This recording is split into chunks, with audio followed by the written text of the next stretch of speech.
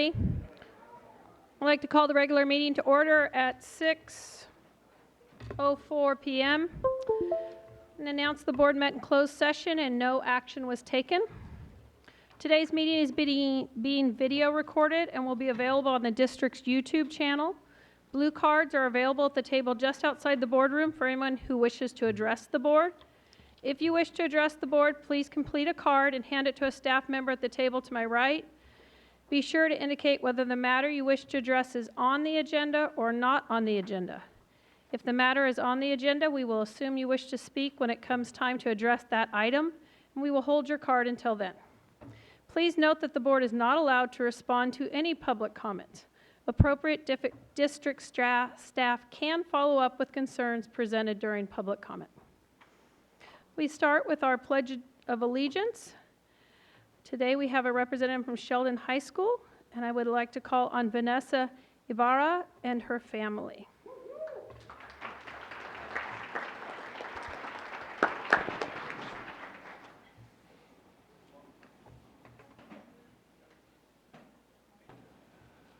Mr. Forcina has a few things to say.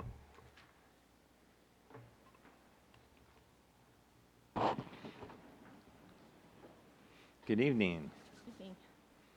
Sheldon High School is honored to recognize Mrs. Vanessa Ibarra as our education partner. Our Sheldon community believes Vanessa is the parent that goes above and beyond expectations with volunteering. She is that person that always lends a hand. As Sheldon's parent volunteer coordinator, she assists with gathering dozens of volunteers for events such as freshman parent orientation, first day class schedule pickup, course registration nights, dances and proms, just to list a few. Vanessa is also our band booster president for the executive board and assists with budget, scheduling, trips, performances, and parent needs. Vanessa is the parent of two current students. Joshua is a senior and Jeremy is a sophomore. Her oldest husky, Justina, is in her first year at Biola University. There's not an event on or off the Sheldon High School campus that Vanessa doesn't volunteer to assist, taking on responsibilities that increase parent involvement. Recently, Vanessa worked as an interim academy pathway secretary to coordinate the 150-plus students applying for the 2020-2021 academic pathways. Our entire Sheldon community is so appreciative of that time, effort, and amazing assistance that Vanessa provides to our students and school. Thank you, Mrs. Vanessa Ibarra, for demonstrating our mantra, "What have you done for others today?" Thank you.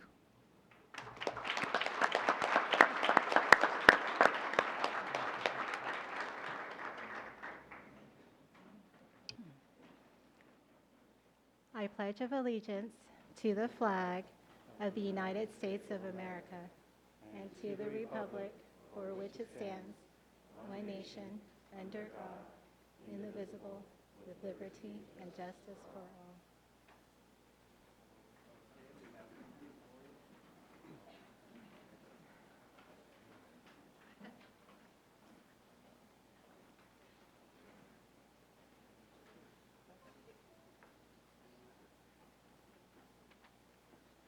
Okay, this is for you. Oh, thank you. Okay, and a little commemorative. Dad, a little commemorative. Okay, and look right here.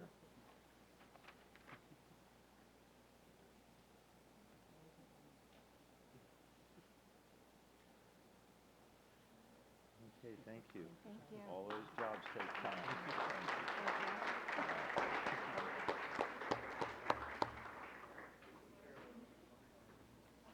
Oh, gosh, thank you so much. Next, we'll have our high school student representative reports, starting with Consumnes Oaks.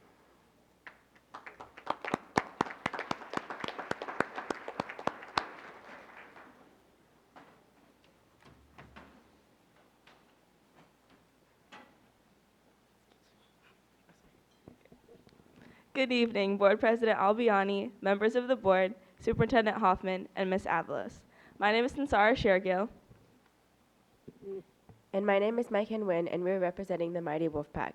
This upcoming May, 1,633 AP exams will be taking ranging throughout the 22 AP courses COHS offers to our student body, which is 400 more exams than last year. The most widely taken AP class on campus is AP Language and Composition, where our students take part in simulating debates that concern our diverse world today. Additionally, this year we have 2 semifinalists for the National Merit Scholarship Program whose hard work will be recognized. Our seniors have also just completed their college apps, with 206 applying to CSUs. Our numerous pathways are also growing, with over 100 underclassmen applying to become part of the newly created medical pathways. Black Student Union also brought Black History Month to life by creating LTAs centered around Black history and pop culture. They also hosted read-ins at the library to highlight influential Black authors that played a major role in Black culture. Moreover, they hosted informational sessions to motivate students to register and vote. BSU also promoted fashion looks inspired by the African diaspora through a fashion show they held last Friday to showcase African heritage. This Thursday, they will be hosting a Black Hollywood movie night, starring the renowned Academy Award-winning actress, Cynthia Erivo. Our new year started off with the Spirit Week and ASB election campaigns. Monday was Pajama Day, where students got to roll out of bed and come to school. Tuesday was E-Boy versus Visco Girl Day. Wednesday was the infamous Wacky Day, where students flooded the campus with a sea of crazy hair and mismatched clothes. Thursday was Baby versus Boomer, while students either dressed up as a baby or an elderly. Lastly, Friday was our Whiteout Day in spirit of our annual Black Light Rally. Speaking of our rally, it was a success. We had performances from Cheer, Lead Latino, Pauline Haka Club, K-pop, and Drumline. It was on to the debut performance of Breakdance and Black Student Union Club. As we always say at CO, every rally is a multicultural rally, and we love to display the talents of our diverse students. Our clubs did amazing this term, with mathletes placing first at the Florin High School competition against 40 teams from 18 different high schools. FBLA also had an outstanding 12 students placing at their northern section, with several earning first place in their competition, along with Science Olympiad, who placed 8th overall at the Ukiah High Invitational. Our advanced theater class also recently attended the Linnea Theater Festival, where they presented a one-act version of their play, Welga, along with monologues and solo pieces. The lead of Welga, Jariq Suba, won Outstanding Performance in a one-act, and Aisha Helton won a silver medal for her musical theater solo against 72 high schools. This trip was an opportunity for students to collaborate with other talented students from diverse backgrounds. Speaking of the arts, the theme of our upcoming Hype Dance Company Showcase is Uprising. The goal of Hype is to not only promote appreciation for the arts, but to also call attention to the importance of unity and resilience in difficult times. Dance routines address key issues like the struggles of motherhood, the challenging nature of failure, and the emotional journey of heartbreak. Hype hopes to inspire the audience to overcome their obstacles through their moving performances. Our band has been growing as well. We were honored to have 5 musicians invited to participate in the EGOSD inaugural Jazz All-Stars Band. Invitees participated in a professional jazz band setting, allowing them to gain valuable experience in their passion of music. The athletic department at Cosumnes Oaks had an excellent winter athletic season. Our varsity boys basketball team currently has an overall record of 18-9 and a league record of 7-4. The team had impressive wins over Sheldon, Jesuit, Franklin, and Elk Grove. In addition, they have qualified for the CIF Sac Joaquin section playoffs. Both our boys and girls varsity soccer teams qualified for the CIF section playoffs. Finally, in wrestling, Brian Knoll was the Delta League champion in his weight class, and the COHS wrestling team will send a number of wrestlers to the Division I tournament. Thank you for your continued support, and remember that the strength of the pack is the wolf. And the strength of the wolf is a pack. Have a wonderful evening. Thank you for your report.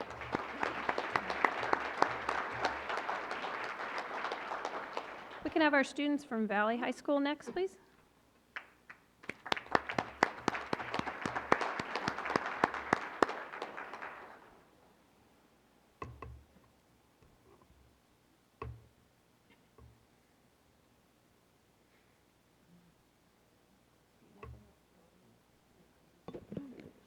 Good evening, Board President Albiani, members of the board, Superintendent Hoffman, and Ms. Avalos. It is an honor to be here today to represent Valley High School. I am Brittany Ng, a senior.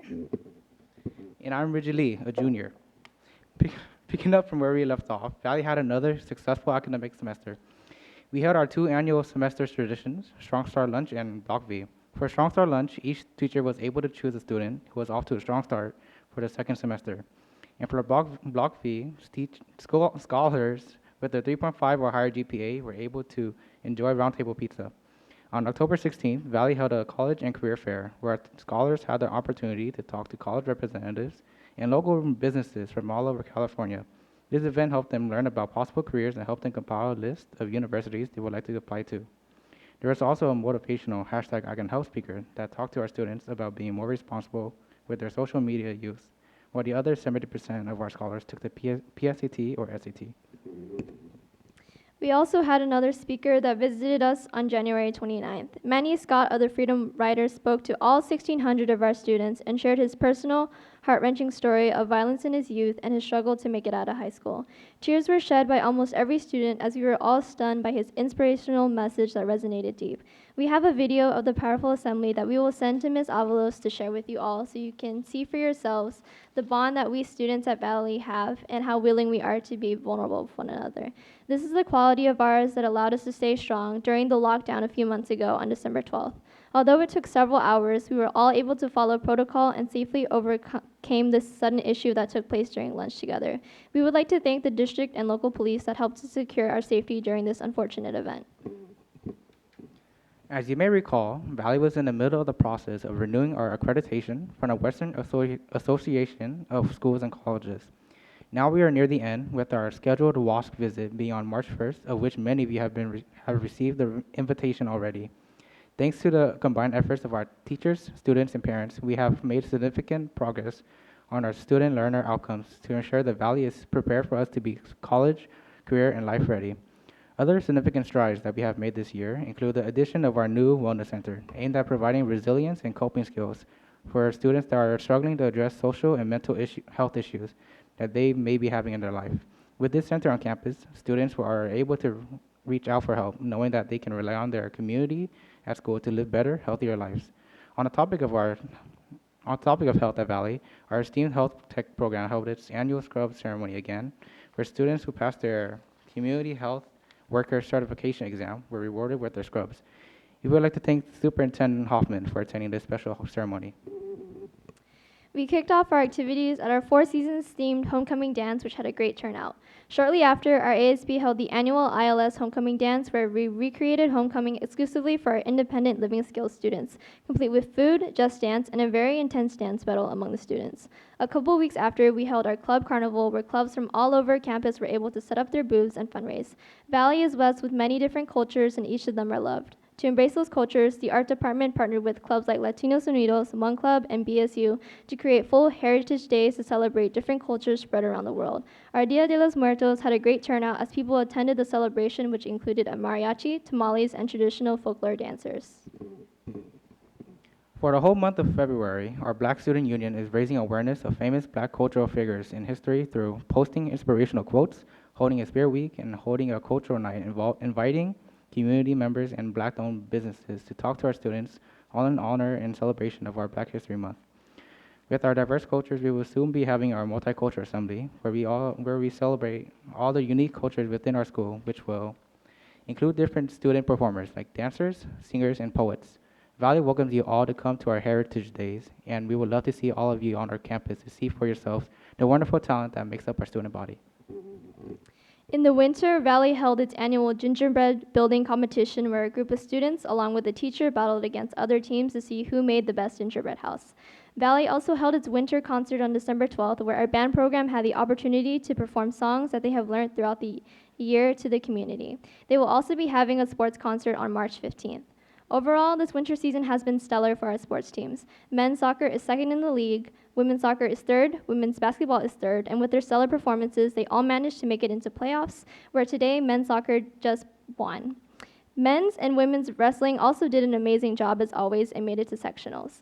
We celebrated their achievements at our annual Blacklight Rally. At the rally, our scholars enjoyed surprise teacher versus student games, a dance battle between the boys and girls basketball team, and performances from our very own students, band, and footworks. Speaking of footworks, they were able to perform at the Kings halftime game, and just 3 days ago, they had their main stage performance titled Vivacity at Sheldon High's Performance Center. We would like to congratulate them on their hard work.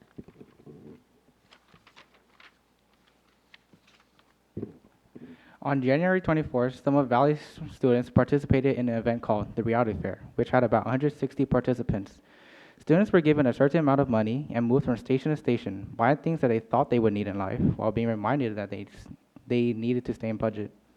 This event allowed the participants to realize just how difficult it is to make their money and use it wisely, which is absolutely essential in the upcoming years. Outside of high school, we would like to thank Bobby Singh Allen for being able to come and participate in this event. Valley also hosted a Capital Region Engineering, Science, and Technology competition, which had a great turnout rate and was covered by the news. Speaking of the news, our engineering and graphic design pathways were recently recognized by Good Day Sacramento, showcasing our makerspace. We would like to give you all one of the skateboards our engineering department constructed themselves.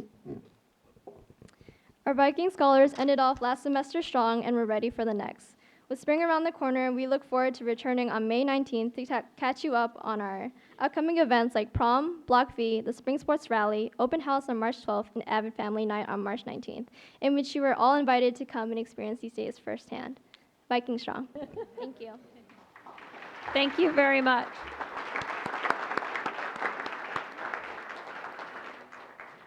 I'd love to hear from our William Daylor High School students now.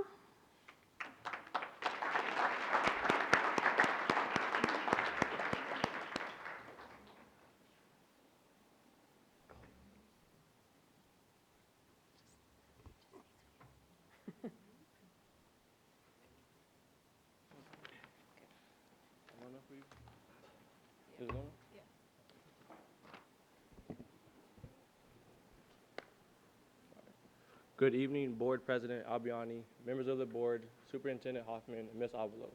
My name is Rashawn Lee. And I'm Ruby Harrison. We are both graduated seniors from William Daylor High School, home of the Daylor Owls. It is our privilege tonight to share with you what has been going on at the campus this year. William Daylor has been and continues to be that special place for students who, for whatever reason, need an alternative setting.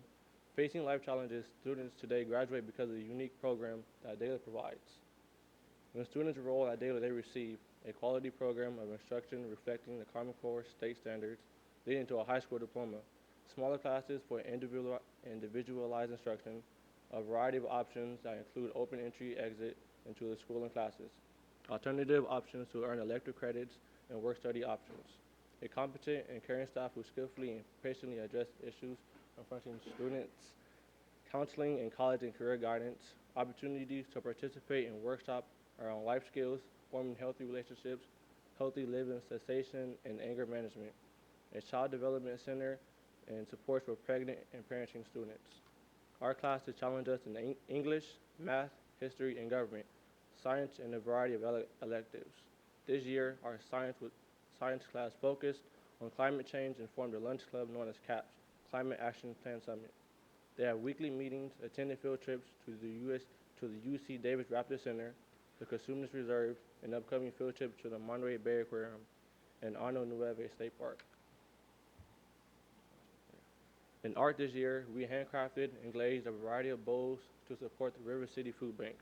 In English and social science, we generate thesis statements, form arguments based on investigation, and write essays supporting claims formed after evaluating multiple sources. This year, our CTE and science class are participating in the Smudge Solar Regatta boat race on May 1st. Together, in teams, students design, build, and race their own solar-powered boats. They are judged for speed, distance, maneuverability, and more. And also, we have a video to show you about the boats.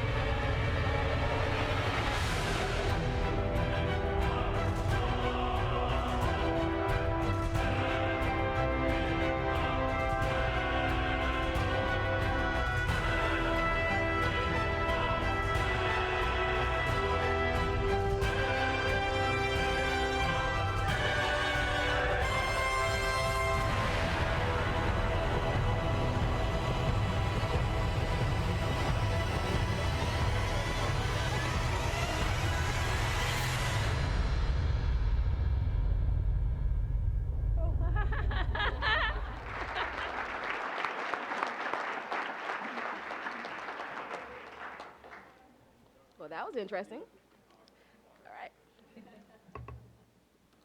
Sorry, kind of short. Thank you. While the staff at Daylor works hard to keep us focused on our goal of preparing for graduation, they also guide us in thinking about our future. For example, Daylor students use the California College Guidance Initiative website to align their personality traits to the possible careers. Throughout the year, we have presentations to prepare us for life after high school. This year, Daylor sponsored a lunchtime series presented by Cosumnes River College and Sacramento City College.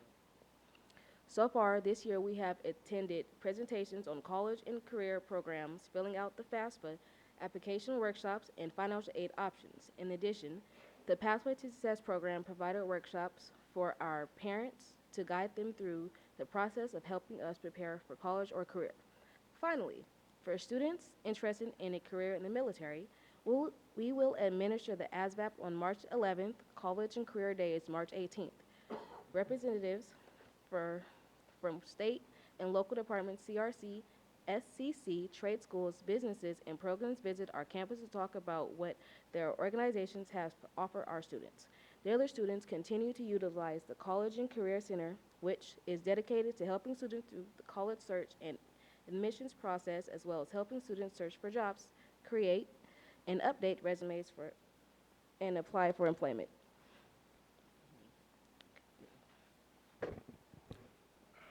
Leadership students are busy throughout the year planning activities and events for our campus and managing the snack shack. Proceeds from the sales help offset the cost of the events. The first semester leadership seniors kicked off the school with a senior picnic event. In the fall, leadership honored students with the Off to a Good Start lunch, and they also sponsored Spirit Week and Red Ribbon Week, where students pledge to be drug-free. Also, once a month, the PBIS team sponsored a Friday recognition lunch and activities. First semester also provided opportunities for parent involvement. At back-to-school night, parents and siblings of Daylor students joined the staff for dinner, where they were able to get to know the staff in a social setting. Parents also heard about the different curriculums, student expectations, and events in the upcoming school year. Back-to-school night is never complete without presenting achievement awards. Students are excited about the two very successful career technical education programs offered at Daylor. Through both pathways, students earn 3 college credits transferable to CRC. The first is the career with Children's CTE class, which continues to expand each year. This class prepares students for the field of early childhood education through curriculum-based daily lessons, site visits, field trips, and hands-on childcare. The goal of this class is to prepare students for entry-level positions in early childhood education and other related fields. The careers with children students will be visiting Sacramento Crisis Nursery and CRC Child Development Center, as well as other local resources. Some students have also started internships with local child development centers. The second CTE pathway we offer at Daylor is a building trades pathway. This pathway prepares students to enter the field of construction. Last summer, 6 of our students participated in summer internships with the possibility of employment upon graduation. The CTE construction class has prepared and participated in the Sacramento Builders Exchange Design Build Shed competition for the last 6 years, and they plan on participating again this year. Our basketball team is again participating in the Alternative Ed Basketball League. We hope to make it to the playoffs again this year. Go Daylor Owls. Thank you very much for your time and for allowing us to tell you about our school. We would like to invite you out to our campus for a visit. Thank you very much.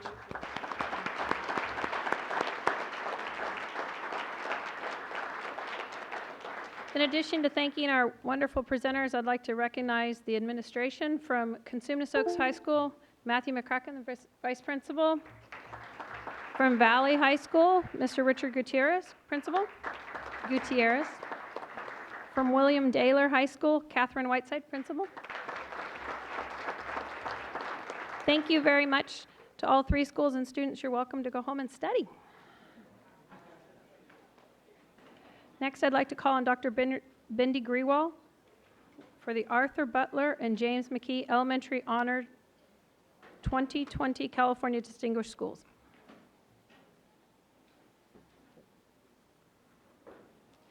Good evening, Board President Albiani, members of the board, Superintendent Hoffman and Ms. Avalos. In December, State Superintendent of Public Instruction, Mr. Thurman, announced that 324 elementary schools were being honored under the 2020 California Distinguished Schools Award Program.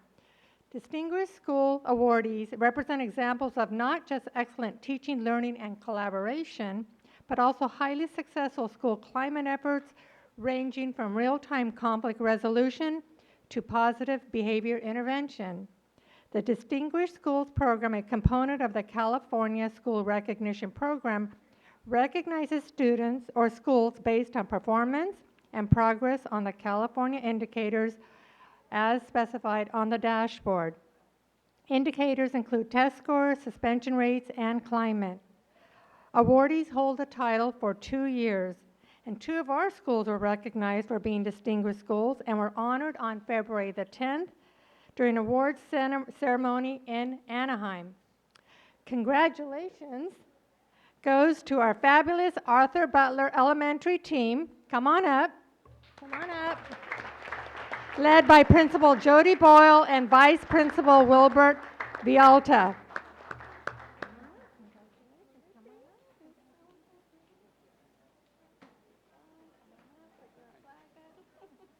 Let's all go. Yeah.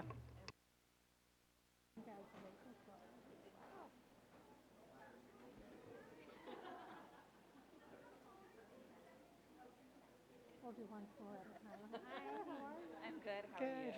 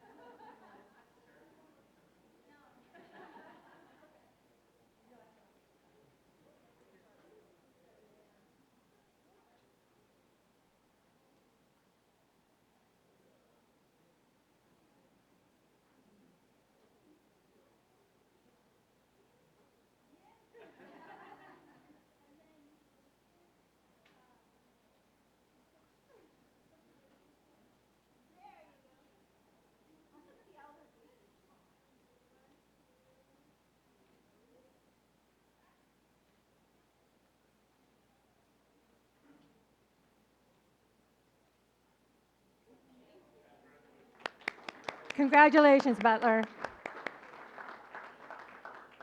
All right, I'm also honored to recognize an extraordinary James McKee Elementary team led by Principal Drina Freeman and Vice Principal Jill Jones. Come on up.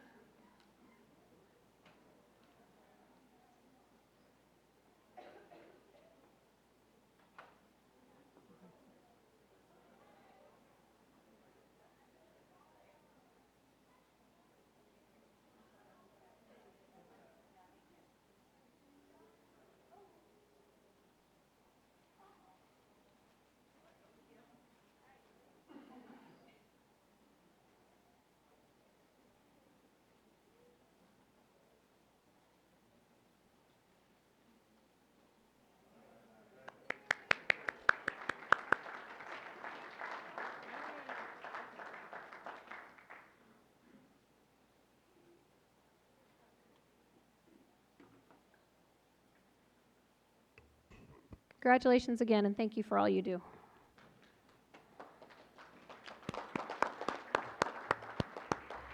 I'd like to call on Ms. Pinkerton for Citizen and Civic Learning Resolution.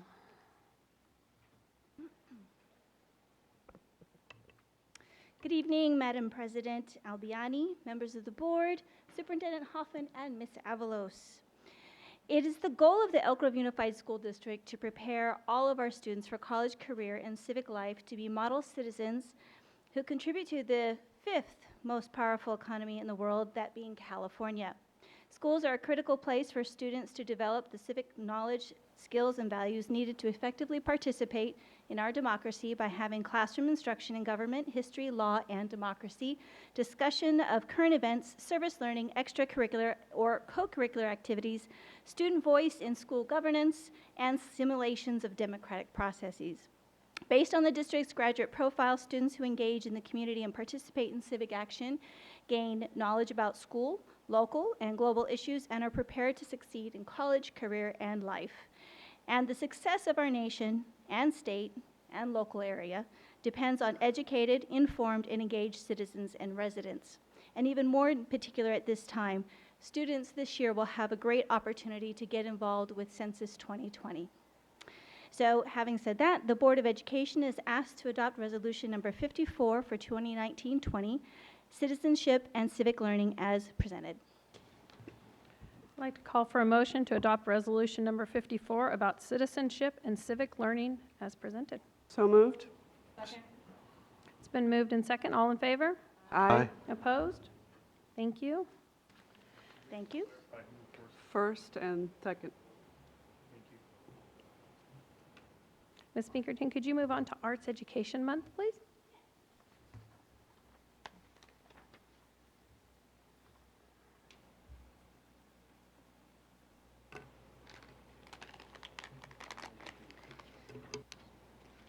The month of March has been designated Arts Education Month by the state of California. The role of visual and performing arts in the education of all students in California schools was firmly established with the passing of the State Board of Education School Policy on Arts Education in July 1989. The policy begins by stating arts education, which includes dance, drama, theater, music, and visual arts, is an integral part of basic education for all students in kindergarten through grade 12. To support this policy, the State Board has again declared March as Arts Education Month, a time to celebrate the arts in our schools. Arts Education Month provides districts and schools with the opportunity to develop special activities and celebrations to focus on the value of the arts for all students and to give recognition to outstanding young artists. It also provides a vehicle by which community support for arts education can be generated. Numerous art celebrations sponsored by the National and State Professional Arts Education Associations are scheduled at this time of year and serve to support our spotlight on the arts in schools. In addition to acknowledging and approving this resolution, the Board of Education is asked to receive a short presentation about how the district will be celebrating Arts Education Month.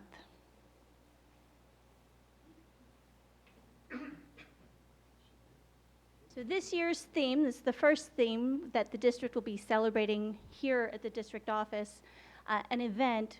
It's similar to what we've done before to celebrate arts, but it's a little bit different, expanded this year. It's called Arts Connect. It will be on March 23rd from 3:30 to 8 p.m., and it's celebrating Arts Education Month. The changes that we made were to basically integrate and expand the superintendent's art contest.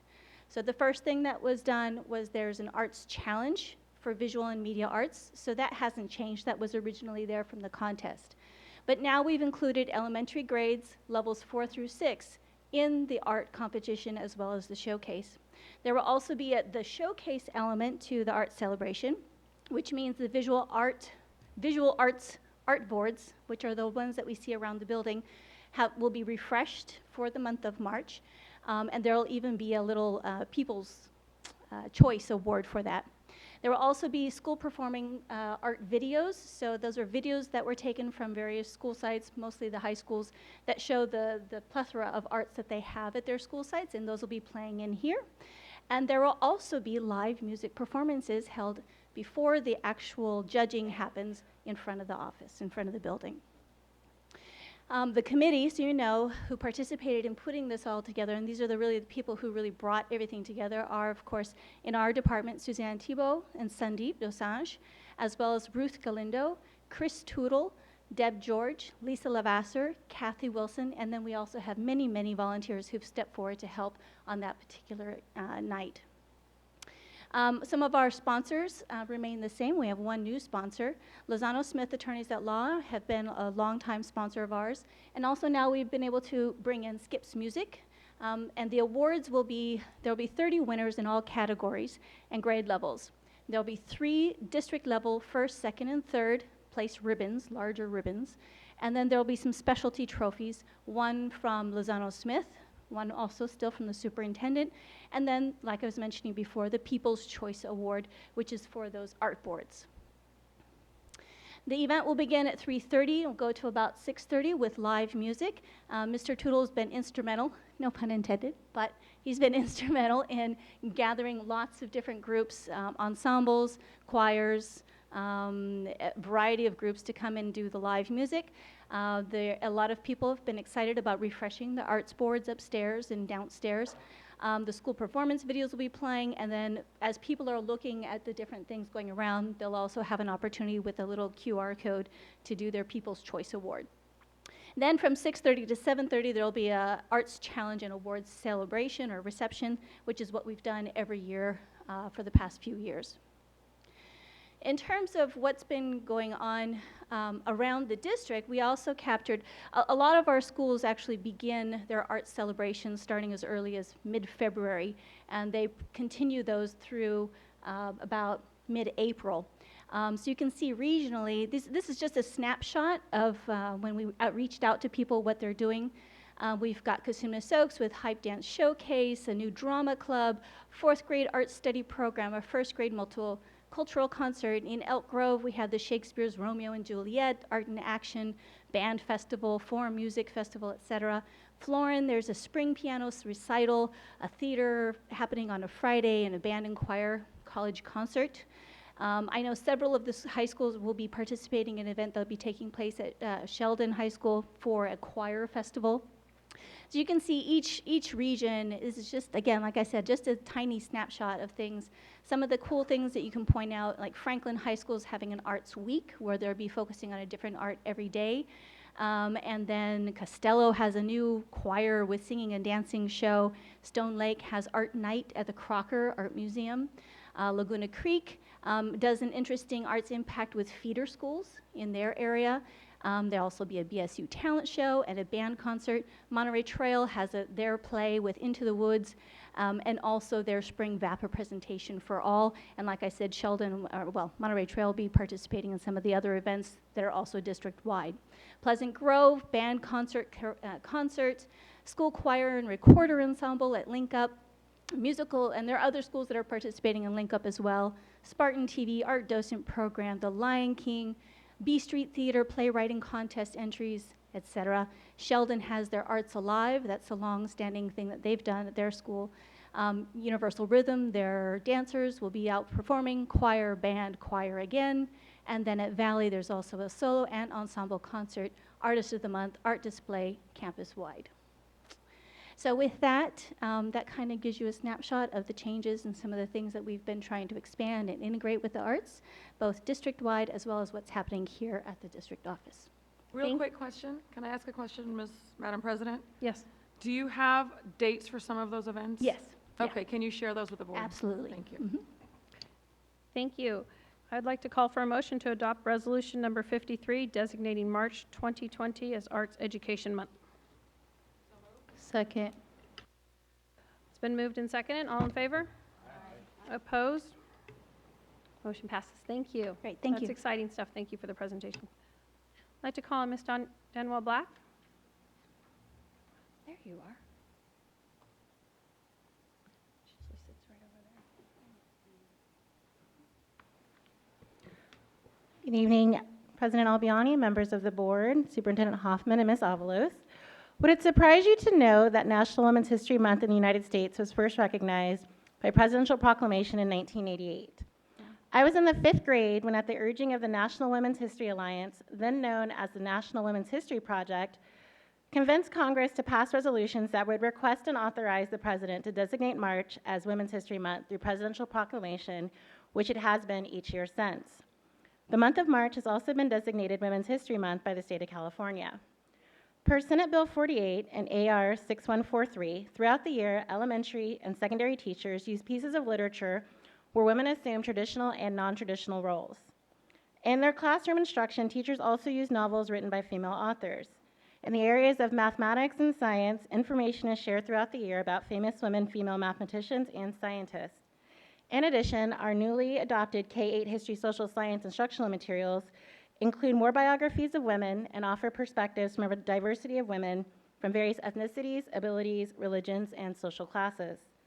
Staff members at school sites are careful to provide information about women in all roles in our society, drawing students' attention to the noted as well as the underrepresented contributions that women have provided historically and in modern times.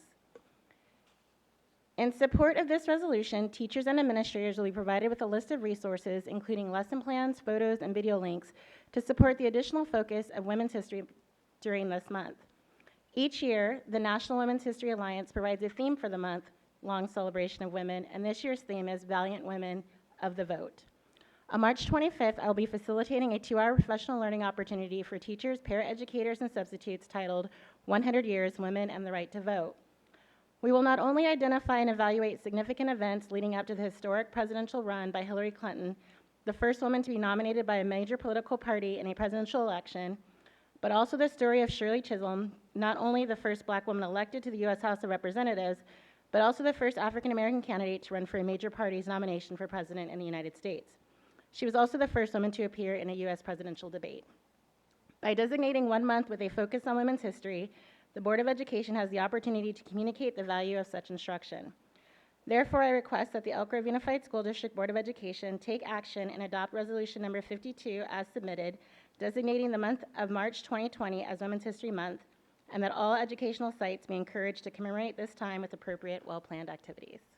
Thank you. I'd like to call for a motion to adopt Resolution Number 52, designating March 2020 as Women's History Month. So moved. Second. It's been moved and seconded. All in favor? Aye. Opposed? Thank you. I'd like to call on Mr. Don Ross to speak about World Rare Disease Day.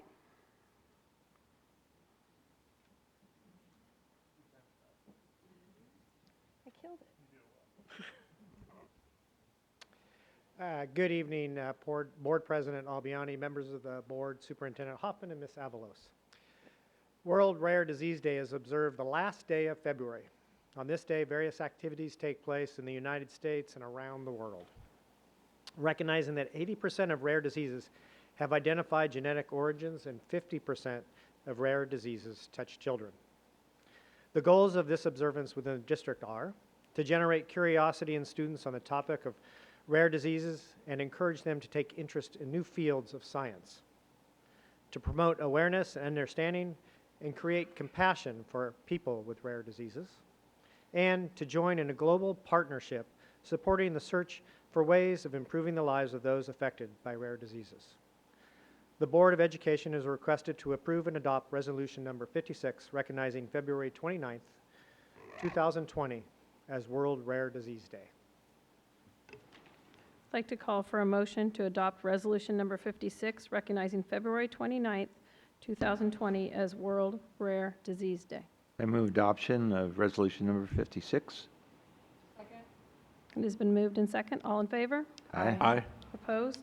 Thank you. For our last resolution of the month, I'd like to call on Ms. Michelle Drake for National Nutrition Month.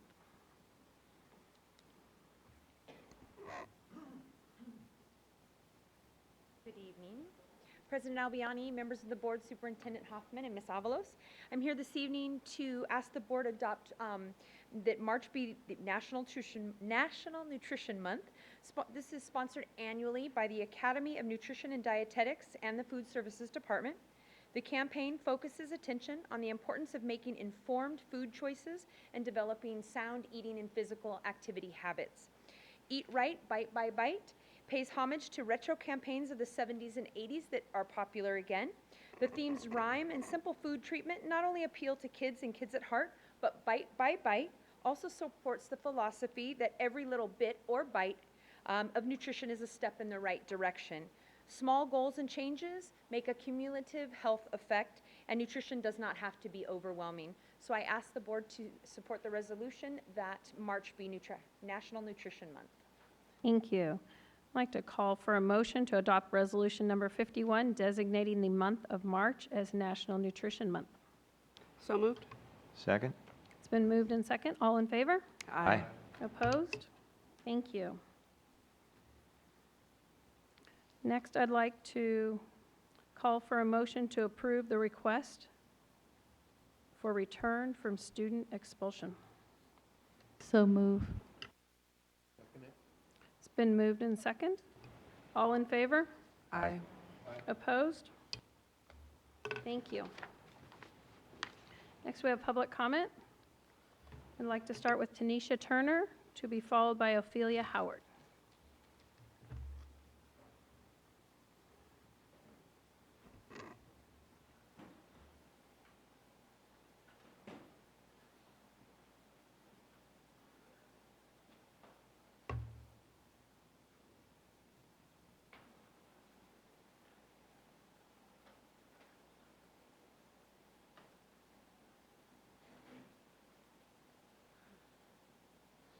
So I'm back again.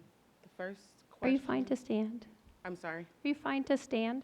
Yeah, Okay. I'll be fine.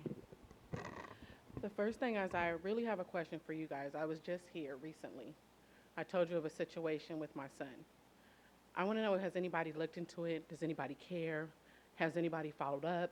Because my son is still sitting on ankle monitor from the previous information that I provided you guys. I spoke to the school. I spoke to the principal. Everybody takes fault. They're admitting their guilt. Nobody's doing anything and nothing has changed. I want to know if any of you guys cared enough to look into it. Does anybody know the story? Has anybody talked to the principal? Has anybody went to the school? Has anybody followed up? Because my son, once again, is still on ankle monitor. My son is depressed. My son is not going to school. My son is now on home studies. It's getting worse, and I don't see anybody doing anything. I thought we come here not only for the positive and all those wonderful things that everybody had to say, but to make sure that we don't leave a child behind. Mine is being left behind. Can anybody answer me? Has anybody looked into it? I'm sorry, by the rules of the meeting and public comment, we aren't allowed to respond to your, at this point. Okay. Well, We have, there are emails if you would like to email us, or we can ask staff to follow up with you right outside. Wow. So basically that's probably a no because nothing's been done. I asked for a simple letter that could help resolve this. I couldn't get that. So I guess I really don't have much to say because obviously I guess I need to go somewhere else with this because nothing here is helping my child.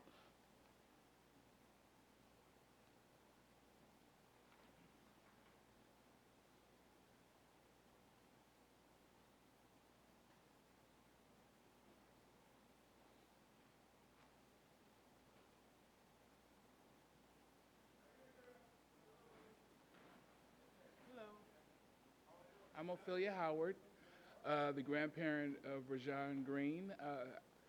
I was here on the 4th. I'm following up like Tanisha. We can't quite hear you. Can't hear me? Yeah, could you Okay, move can that you up, hear me? please? Yeah, that's much better. Okay, Thank you. my name's Sorry. Ophelia Howard. I am the grandparent of Rajan Green. I was here on the 4th at the other meeting. I'm following up as well. I refer to that as a kidnapping. I spoke to a couple of people, like his mother said. Everybody's apologetic, but there's really nothing that's been done about it. And we went to court. Just want you guys to know what we have going on. We went to court last week, and because of this altercation, they have the audacity to want him to admit to assault with a deadly weapon, assault with intention to cause bodily harm, which I understand that record will be really hard to be sealed. I don't know if you've seen the video. I've seen the video. When people fight, I think that's what they do. I don't know. But I think that's what they do, try to cause bodily harm with each other. All of this that he's going, formal probation, 90 days in juvenile hall, all of this because someone felt like that didn't even work at the school. They didn't work at the school, but they felt a need to call the police and make something big out of a simple altercation. And speaking with the principal, she agreed that it was blown out of proportion. But because it was blown out of proportion, someone from the district would have to call juvenile hall, contact juvenile hall, and put an end to this. I spoke with Mr. Murphy. He agreed that he would try to help me. He wrote a letter, but it wasn't the letter that I asked for. But he did do that. And I'm asking, are we going to get a resolution to this? Or, I mean, like she said, I heard all the nice comments. I heard everything. I haven't heard anybody say anything about what we talked about February 4th. As far as emails, we don't have them. So are we going to do anything about this? Or he's just, as you guys, as they put it, pipeline to prison because everything that she said is what he's going through. You're looking at me like you could give a damn, to be very honest with you. I'm looking at you like the nerves of you. I hope your children are safe because mine wasn't safe at Monterey Trail. And we're going to do something about it. I'd like for you guys to assist us, but he's not going to be a pipeline to prison. Thank you. Rashard Howard, followed by Laureen Pryor.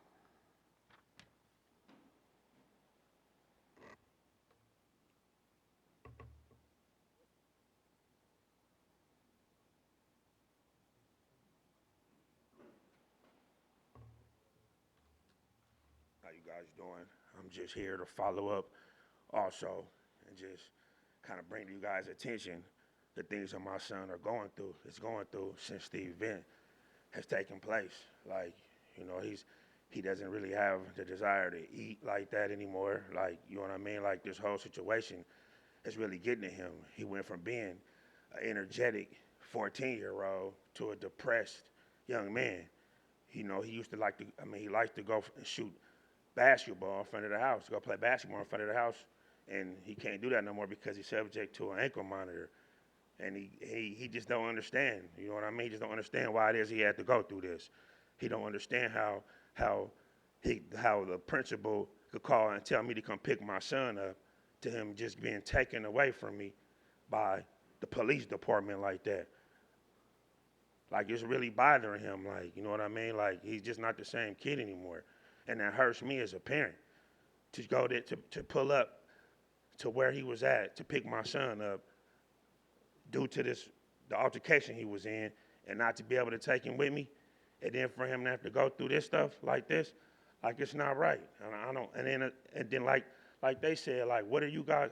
Is anybody doing anything? Has anybody spoke with the person that's for the reason why everything happened? Has anybody spoke to him?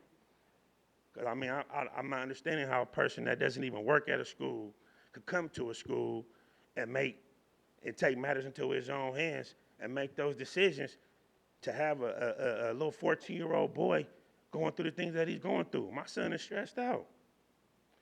You know what I mean? Like, I talk to him every night to try to empower him, to try to cheer him up, to try to let him know we're going to make it through this. But the look in his eye, like, you know, he trusts me as a dad, but the look in his eyes is he's worried. And he asks me, like, Dad, how can somebody just take their child, how can somebody just take their child from them like that? And I as a father, it's like, that hurt. I don't even know what I could tell him. I don't even know what to say. It wasn't right. What he's going through is not right. For him to have to go to court and they try to tell him that they want to get 90 days in juvenile hall. My son ain't never been to juvenile hall. I mean, is that what we want for our kids? Get in trouble and go to jail and life thrown away? That's not what I want for mine. So I hope maybe this time you guys could, you know, reach out a little more and help us out with this situation. My son goes to court January 24th, and hopefully we can get something that can help us in this situation by then. Thank you. I'm sorry, February 24th.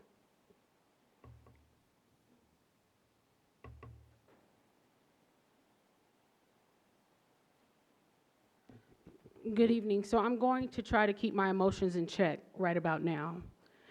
But as I see it, y'all sitting over here comfortable. There are a lot of admin in this district that make over $200,000. And for someone to not have been able to submit a simple letter that takes responsibility, and I understand that you employ people who keep your hands clean. But right now, your hands are dirty. There's no way this child who was involved in a fight should have been arrested. He should have been suspended. You and I both know that. I had a chance over the weekend to read a newspaper article out of the Citizen that they put me in and the family in.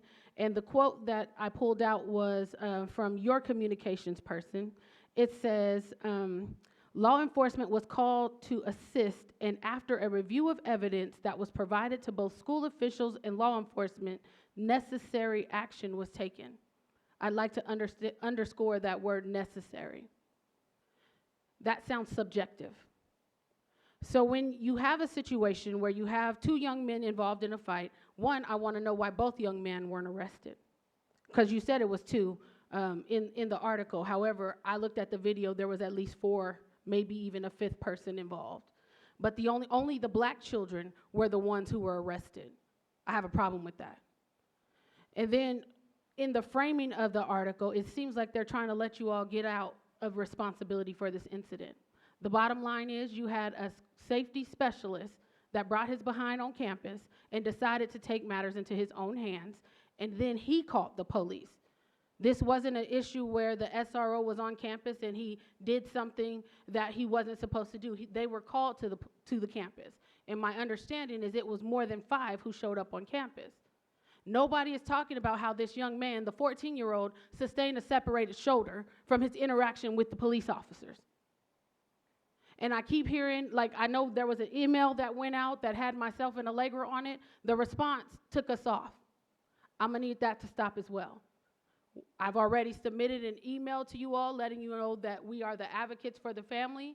If there's going to be any communications with the family, they need to include me on the CC because we're going to stay with the family until this gets resolved. Somebody needs to resolve it.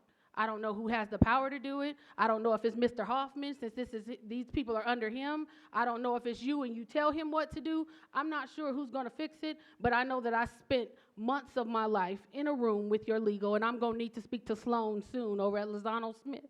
I'm going to need to speak to Sloan soon because we sat down, we wrote a policy, the policy was violated, now I'm going to need some consequences, and I expect a response.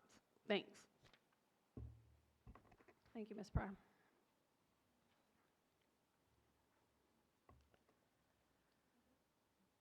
That's it. That concludes public comment. Consent agenda. I so move items 1 through 12 on the consent agenda. I'll second. All those in favor? Aye. Opposed? Motion passes. Are there any bargaining units that wish to address the board tonight?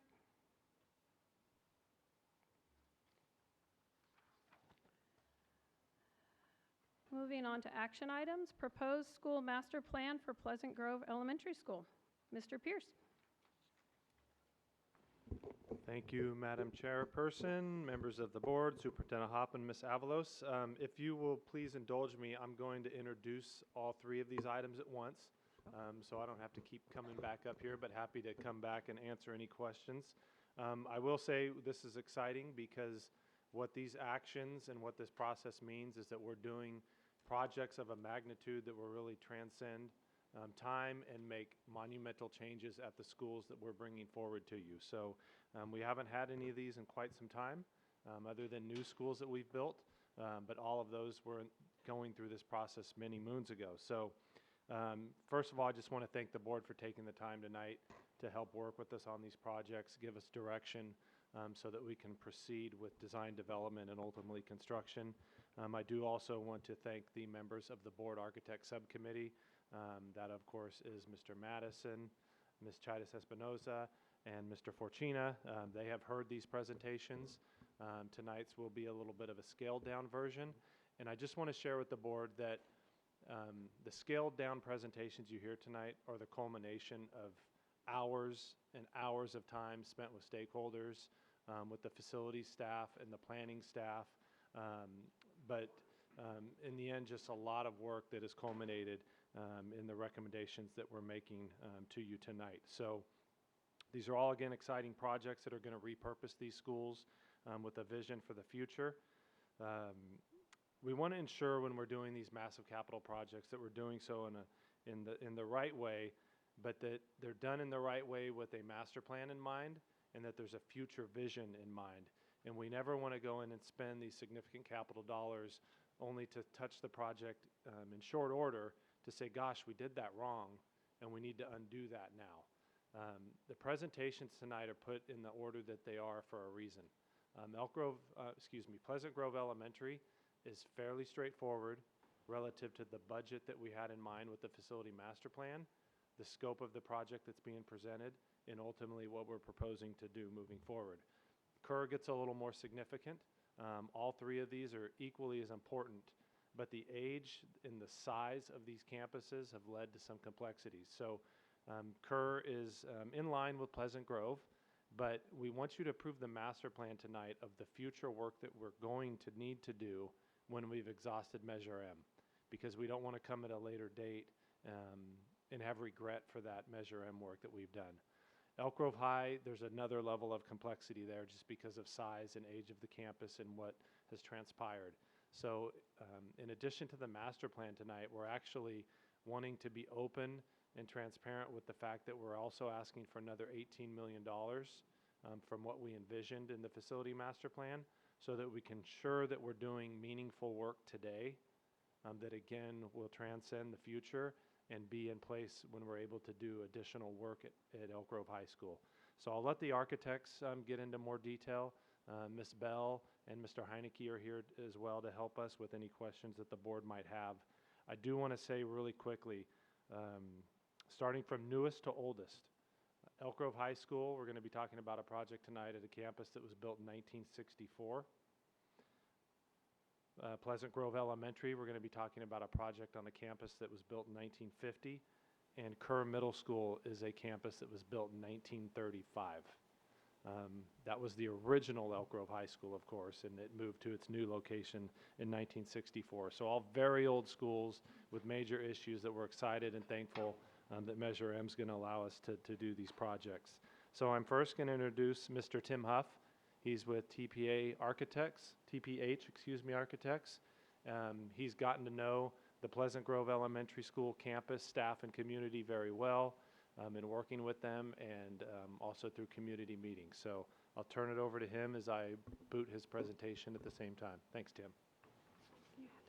Thank you, Rob.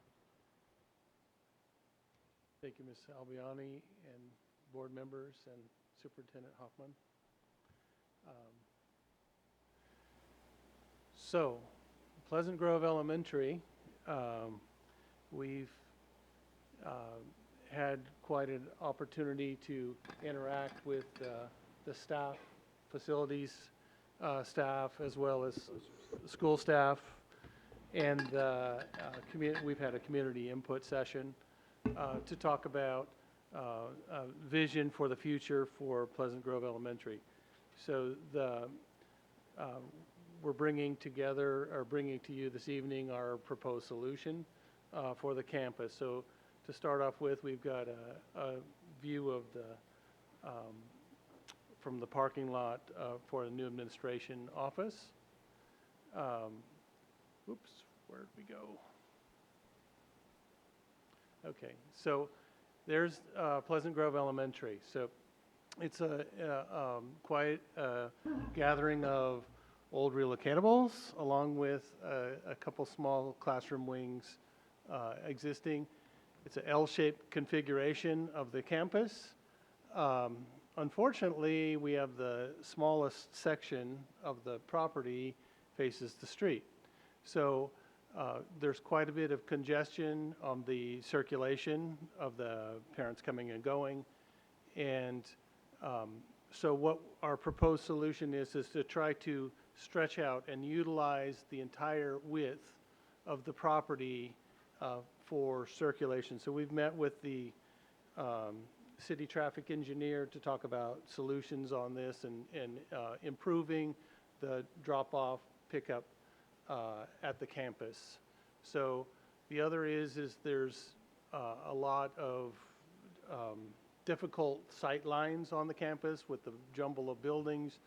There's no real clear vision on the campus. So we've tried to address these issues. We've left the parking lot existing on the west side basically intact as much as we can. The multi-use rooms existing, and we're planning on leaving it. We've planned for future restroom facilities and expansion of the stage when that facility is able to be eligible for modernization, which should be in about 2 or 3 years. So on we go. So here's our proposed solution, which is 2 new classroom wings that are built along with a new administration and kindergartens and a little shade structure, and then repurposing a little 2 classroom wing, the multi-use room stays, and then the existing library and other CDI building along the back property line remain. So this gives us a chance to refresh all the pavement. There's all sorts of ADA accessibility issues on the campus that we'll be addressing and cleaning up. For our new buildings, we need to put in fire sprinklers. So we are obligated to put in a water reservoir tank, water holding tank, as part of the project. And so what we've tried to do is spread out the entrance and the exit for the parent drop-off. So we've stretched those out as far as we can and then still maintain the segregated bus drop-off loop. We've also tried to open up the campus for visibility and sight lines. And then we've, the redoing of the turf and the walk path around, and then there's a little expansion of the asphalt play courts for the kids. Okay.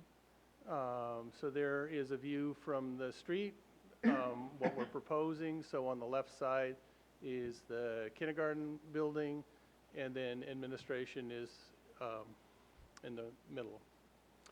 Okay? And so the intent is to build this while school still is operating, so we don't have a huge cost for interim housing. So, so our first phase is to build classrooms in the back. So the intent is to have a fenced-in construction zone and still be able to have students circulate on the campus. Also up front, we would build a new administration building.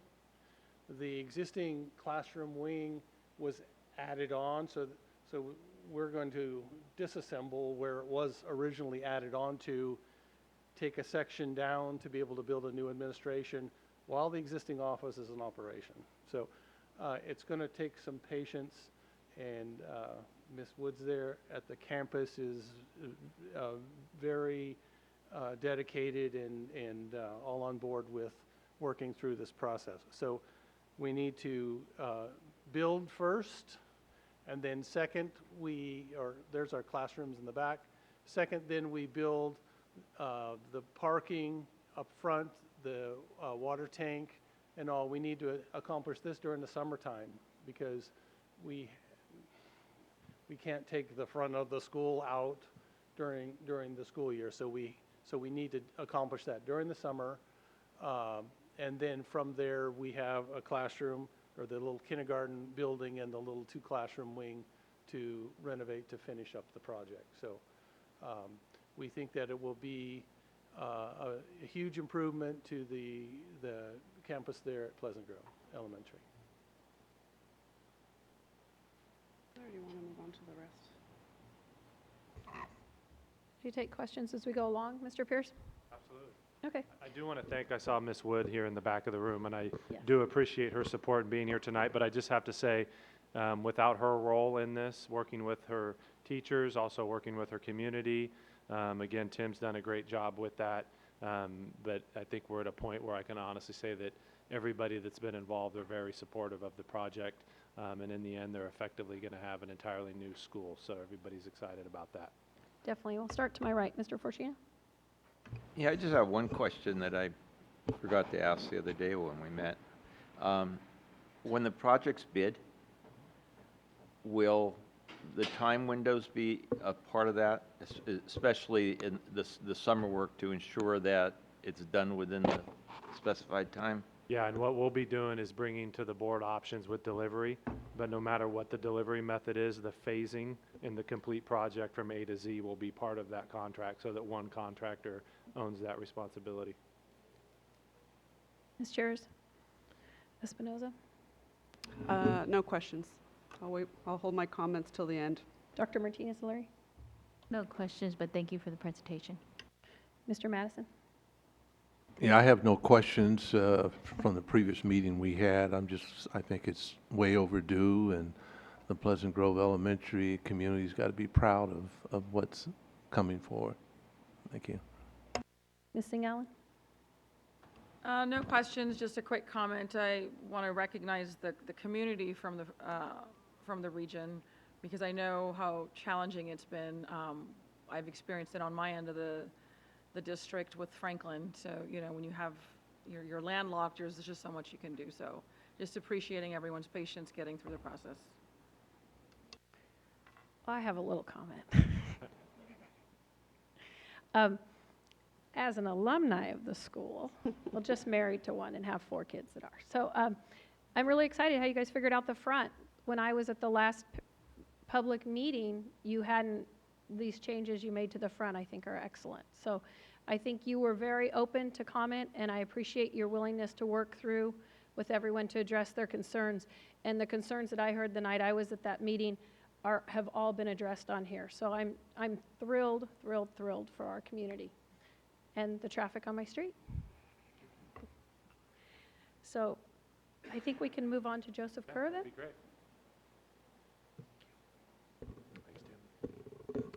Okay, I will boot the presentation, but in the meantime, I'm going to ask Mr. Kirk Brainerd, the Kirk Brainerd architect, to come forward. I believe Peter Berchtold's also going to be part of the presentation. Again, this is an exciting project. I know since being a youngster driving down Elk Grove Boulevard, there's been one staple, and that's Joseph Kerr, formerly Elk Grove High School. So it's a project that, again, and we talked about this at the architect subcommittee, and it's kind of a, believe it or not, but Kerr's been modernized before. But it was done so strictly under the state school building program. It was just a lot of ADA and code upgrades, but it's never had that large visionary learning environment overhaul that it deserves. So we're proposing that here today.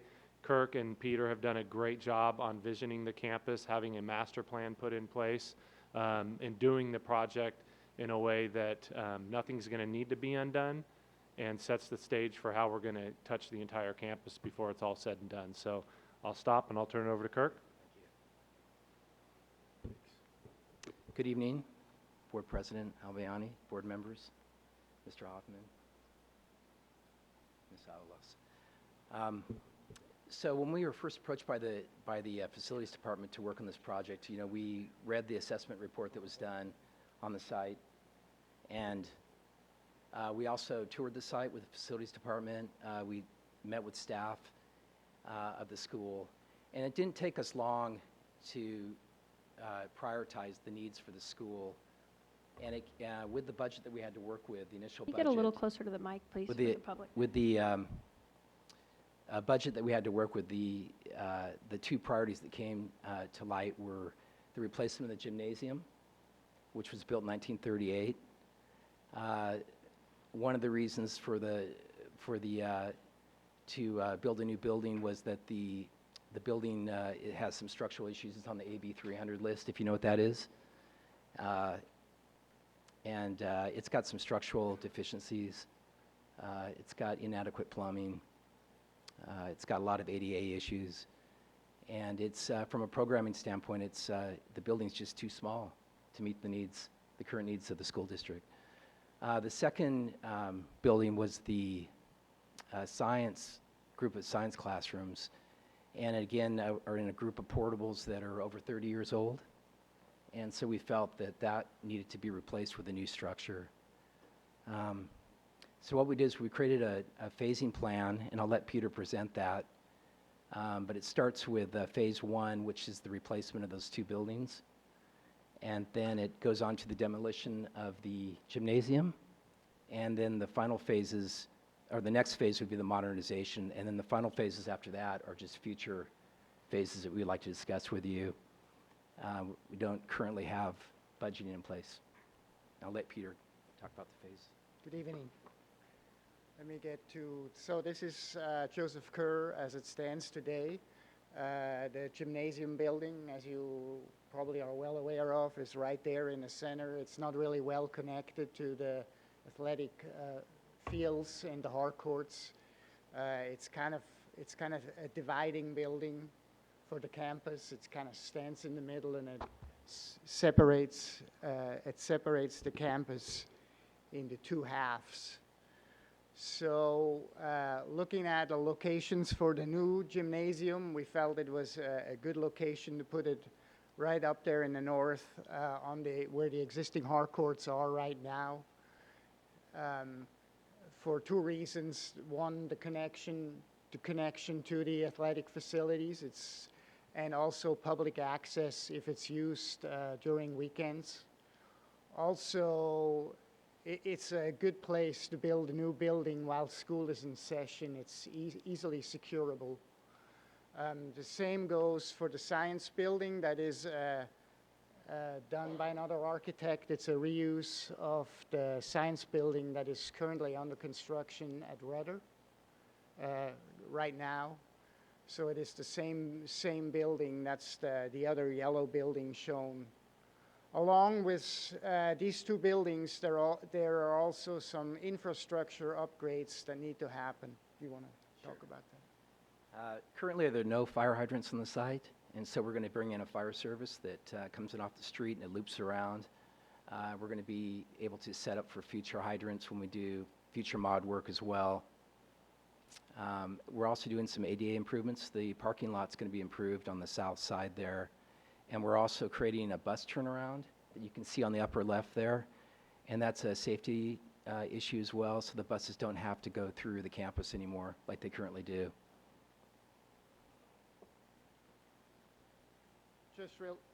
Just real quick, here's a floor plan for your new gymnasium. It has bleachers on each side. It has a competition basketball court. It has a multi-purpose classroom and locker rooms, shower facilities, coaches' offices, planning rooms, everything you need to see in a current gymnasium.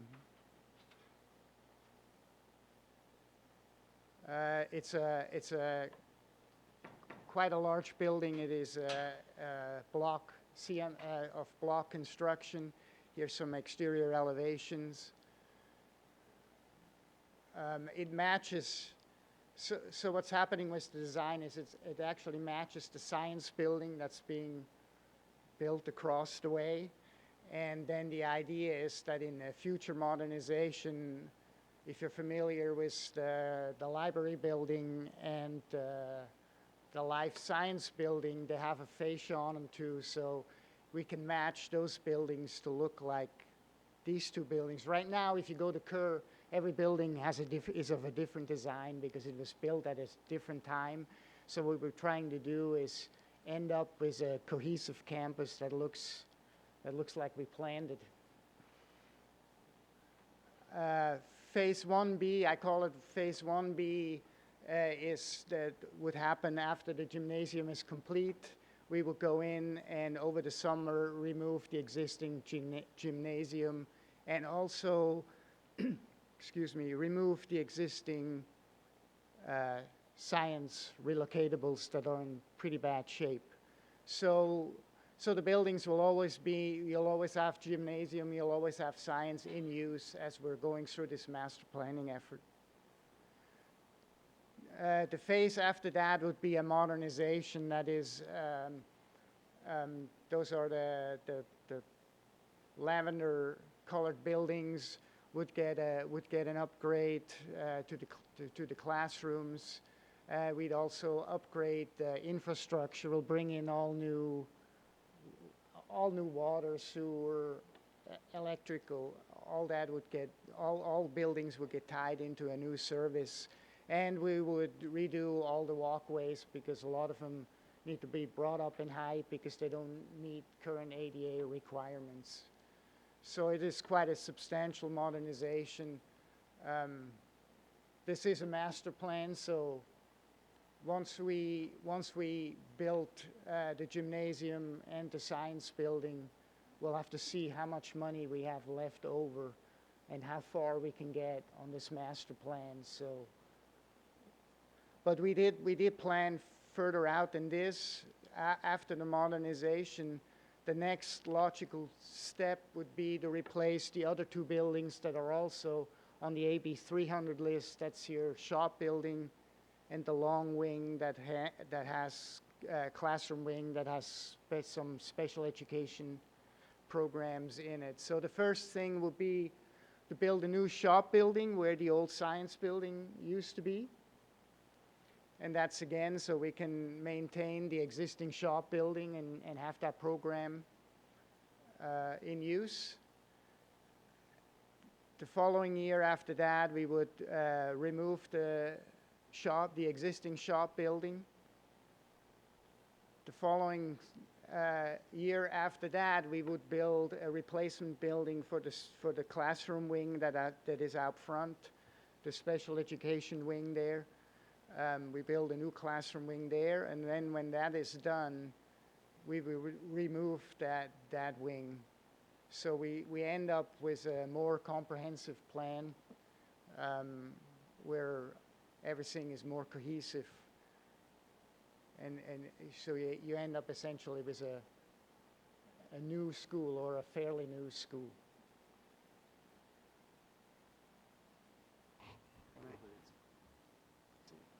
Thank you. Starting from my left, Ms. Singh Allen. Mr. Madison. No questions, just long overdue. Dr. Martinez-Lear. Oh, I think the plan looks very detailed and, like my colleagues said, long overdue with some of the updates that need to be done at the school site. So I'm glad you're checking and reviewing everything and the safety as well. So thank you. Ms. Cheris Espinoza. Yeah, I just want to make sure for the benefit of all of my colleagues here that it's clear that they're showing us a full master plan here so we understand what the end goal is. But with this particular project we would get through, was it phase 2B? We're going through phase 2. Phase 2. The modernization.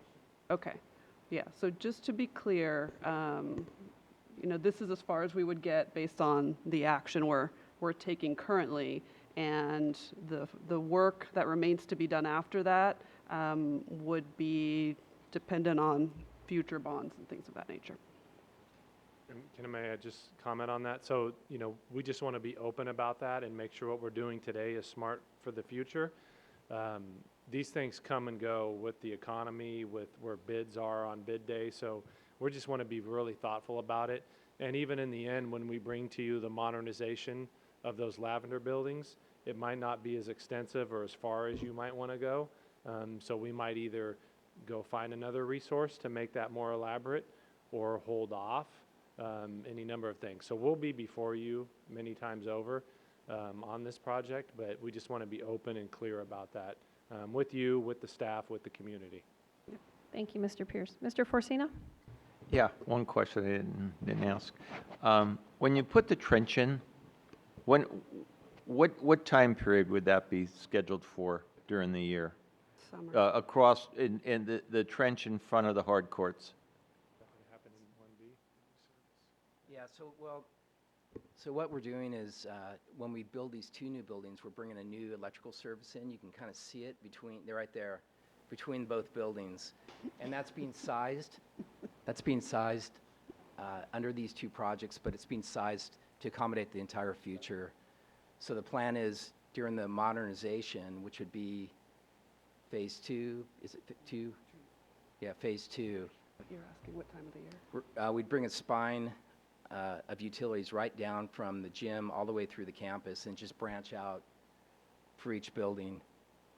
We're not going to try to save anything that's in the ground because there's literally utilities everywhere running through the site. I mean, it's just 80 years worth of work. And it's old, dilapidated, it just needs to be replaced. So we thought we'd just do it all at once. And so that's the plan during the modernization. Okay, a little hard to pinpoint it because we haven't let the contract yet, but what time of the year might that be? And would the hard courts be taken out of service for a period of time? That work would have to be a summer project. Yeah, we'd have to have it all done in the summer. It's just too disruptive to the campus, so it's going to be a summer job. Okay, thank you. Mm-hmm. All right, well, that's very exciting, and I do appreciate the thoughtfulness of bringing in enough electricity in the projects to get things done through the long haul and to having a plan even if we can't get there quite yet. Yeah, I can't understate the fact of a middle school without fire hydrants. The amount of work that's going to go into the infrastructure associated with this, again, it was built in 1935. So those are huge undertakings just in and of themselves without touching a building. So massive project that'll set the school to be ready for another 70 years of service. I think you're going to repeat that for the next thing. Yep. Yeah. Thank you. Thanks, guys. Thank you very much. All right, and last and certainly not least, Ms. Laura Noss is here tonight with Lionakis. Lionakis is the architect for the wonderful Elk Grove High School with deep culture and appreciation and love by its staff and students. So the great thing I think for each of these projects is we've had the right architect with the right attitude and the right approach for each project. Elk Grove is a huge undertaking. We've had a lot of conversation with the staff, with the community, and again, we just want to make sure we're going to do it right. So I'm going to invite Ms. Noss up, and she will start her presentation.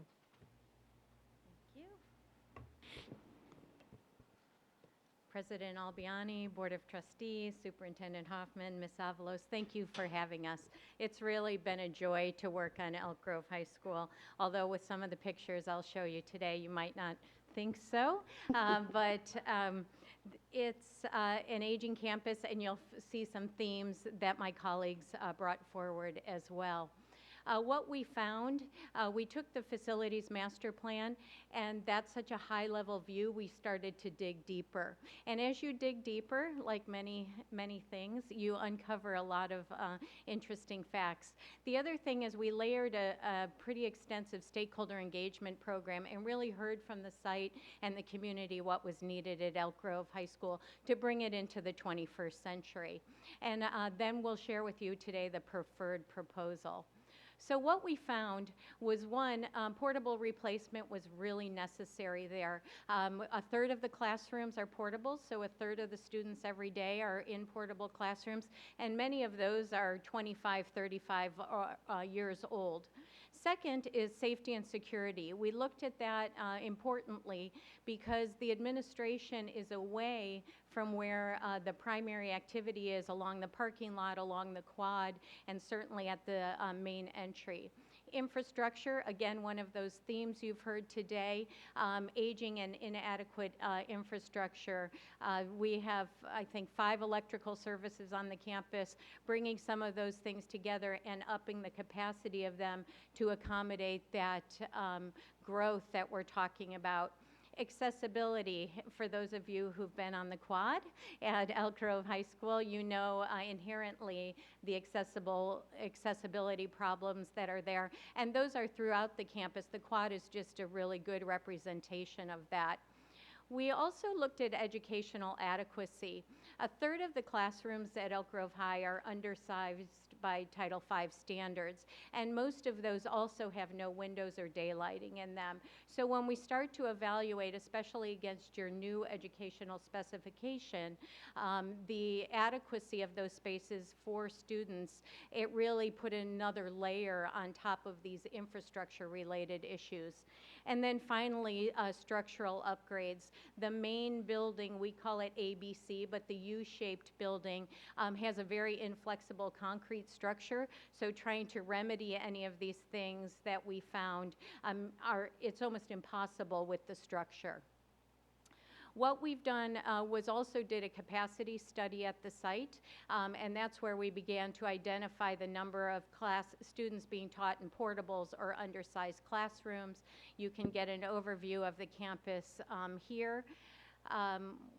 We also then we explored probably up to a dozen alternatives, trying to find one that might come in within the budget established in the master plan. And what we found was that proverbial, do we really want to keep throwing good money after bad on this campus? And so the budget originally at $62 million generates about $45 million of actual hard construction costs.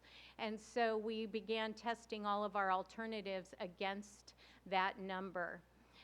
What we came up with, however, is a proposal that's higher than that. I think Mr. Pierce mentioned about $18 million. But what it does is replaces all of the U-shaped buildings with new two-story classroom buildings. Density becomes a really important thing on these campuses. When you spread things out like you do with portables at a single story, it really starts to take all of the available property for other improvements or future improvements. What we did then is did a phase-by-phase implementation program of how we can be the least disruptive on this occupied campus, beginning with a two-story classroom building in the existing parking lot, the front entry parking lot. And what that does is start to build capacity on the site so we can start removing and taking out of commission future buildings. Then we do the same thing on the parking lot side with a second two-story building, and those two buildings then become the new classrooms on campus and allow us to start removing those portable classrooms.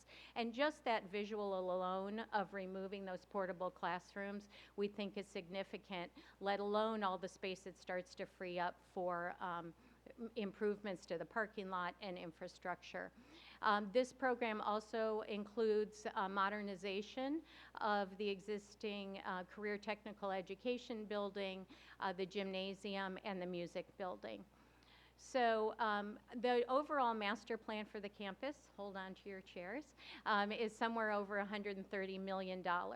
What we are proposing is to just do those two new buildings in the two parking lot areas to get what we're calling a complete campus. We didn't want to leave it half done, and what that would allow us to do is at about $86 million have everyone out of portables, and the ability then to remove that last piece of the spine, put a new learning commons, library space on a future phase of the project.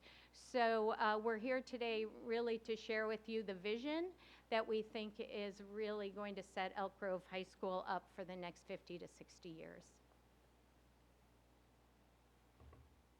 Thank you.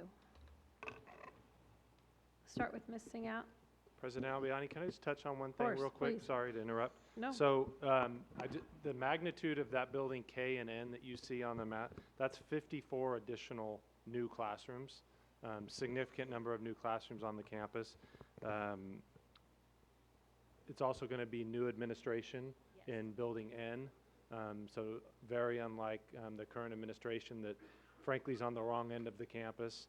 And the other piece I wanted to talk about, and we didn't talk about it here, but are the new culinary facility that will be part of the CTE state funding and a different allocation of money from the district, and also the future possibility of another CTE program through the Ag Sciences, which will be on the opposite end of campus.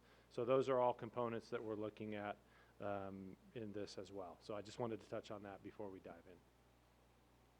Thank you. I think I'm starting with Ms. Singh-Allen. Great, thank you. Excellent presentation. You know, Elk Grove High School, every time I've gone to that campus, I think I've nearly fallen every single time. So many dangerous little areas and pockets. I'm thrilled for the high school, sort of our namesake for our school district. This is not only long overdue, but going to issues of equity and 21st century learning. I'm so glad to see this investment. Long overdue, beautiful project. So I'm looking forward to seeing this. I don't have any questions. I just want to echo Ms. Bobby Singh Allen's comments. I'm just thrilled for Elk Grove High School. It's something. It's a campus that's very difficult to walk around on, and certainly not good for our children in this modern day and age. And the way it's laid out here, it's a lot of money, but the other alternative is just tearing it completely down and starting over again. But it's got a good plan to it. Thank you. Thank you. Dr. Martinez-Lear? Similar, my colleagues with the comments, looking forward to the new construction. Also, I think a big component when I walked around Elk Grove High School was just how you mentioned in your presentation, the administration being on one end and the parking lot and the portables in the back, and just think of access-wise sometimes. So, I could foresee the need why the plan is laid out in the way it is, in the fashion with administration close to the newer buildings, so that way everything can be close and nearby if you need any type of rapid response. So it makes sense. So thank you for the presentation and looking forward to the construction. Ms. Cheres-Espinoza? Thank you. I wanted to hold my comments because they really apply to all three of these projects. When we had our subcommittee meeting, also first, I should thank staff and all of the architects for all of the time and attention they dedicated to those of us on the subcommittee. We had a lot of questions, and you guys did an excellent job helping me at least feel prepared to make this decision. And since then, I've been so excited for the rest of my colleagues in the community to see these projects.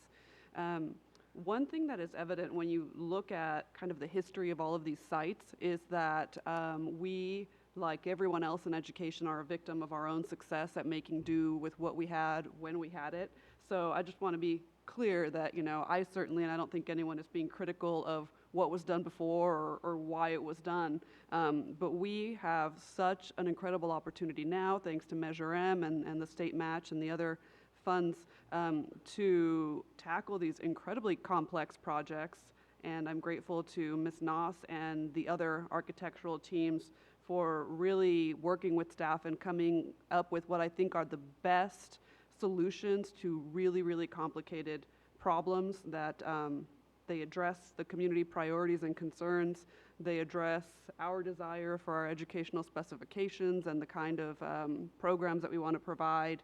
And certainly not any less important, probably most important,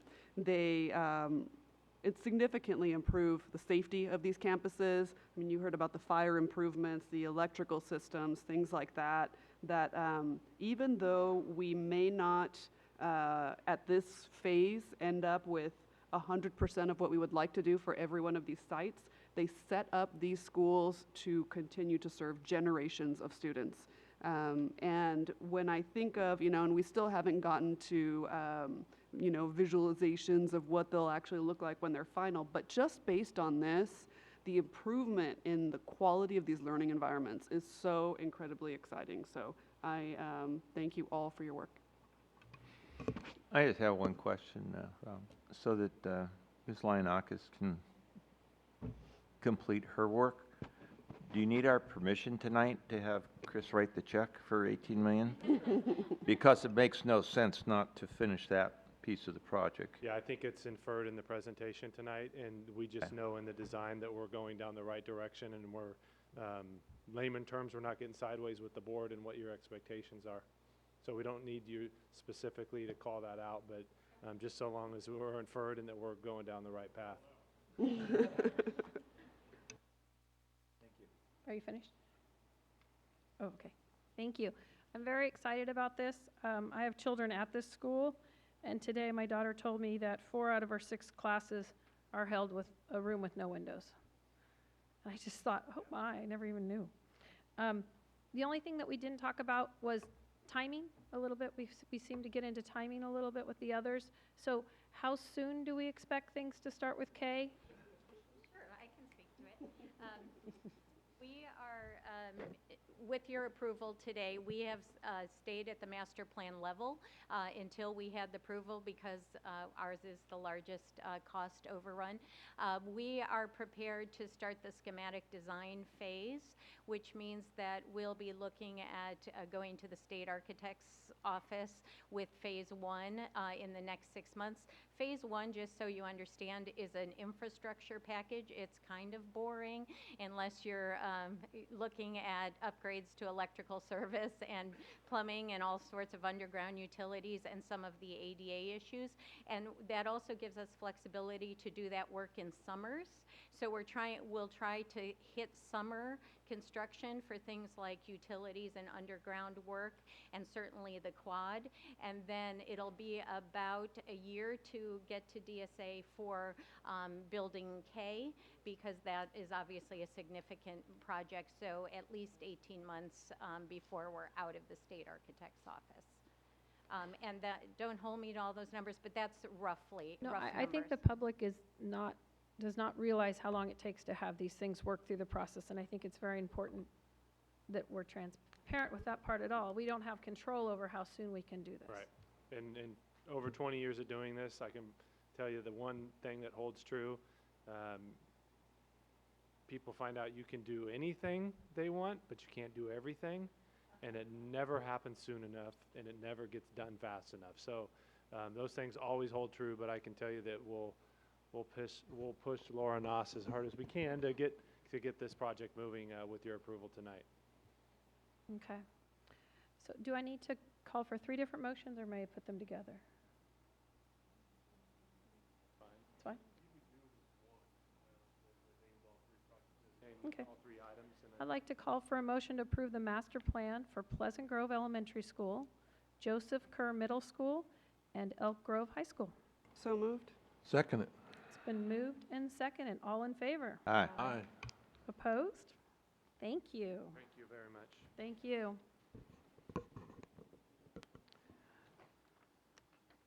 Next, we have our district open. We're good? District open enrollment. Mr. Murray?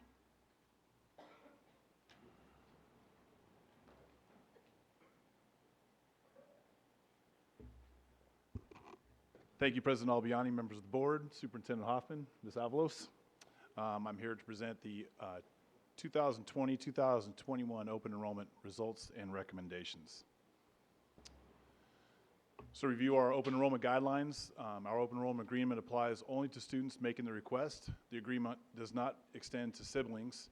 And once enrolled in the school of choice, the student is allowed to stay there. They do not have to reapply year after year until they transition. So they have to apply when they go to middle school, once again when they go to high school, but they're okay in the middle school and high school while they're there.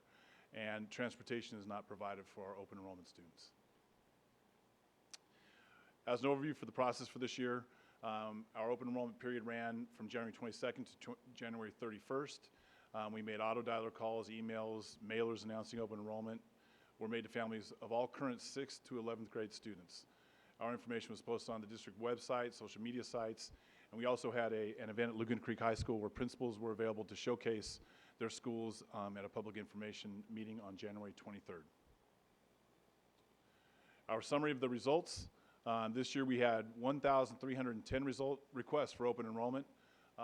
This is following a similar trend over the last several years, where somewhere between 50 and 80 requests diminish each year in the process from a culmination of a variety of things, the efforts of our schools, the marketing, and other pieces. So you can see that while in 2017 we had over 1,500 results, this year we were just over 1,300 requests for open enrollment. We had 3 schools that had incoming transfer request rates exceeding 5%, the same as last year, and 4 other schools that had outgoing transfer rates exceeding 5%. We'll get in more detail of this in another slide, but these are very similar numbers to last year, where we see the 74 requests that were decreased over the last 2 years are spread over the various sites. You'll see that in the next slide.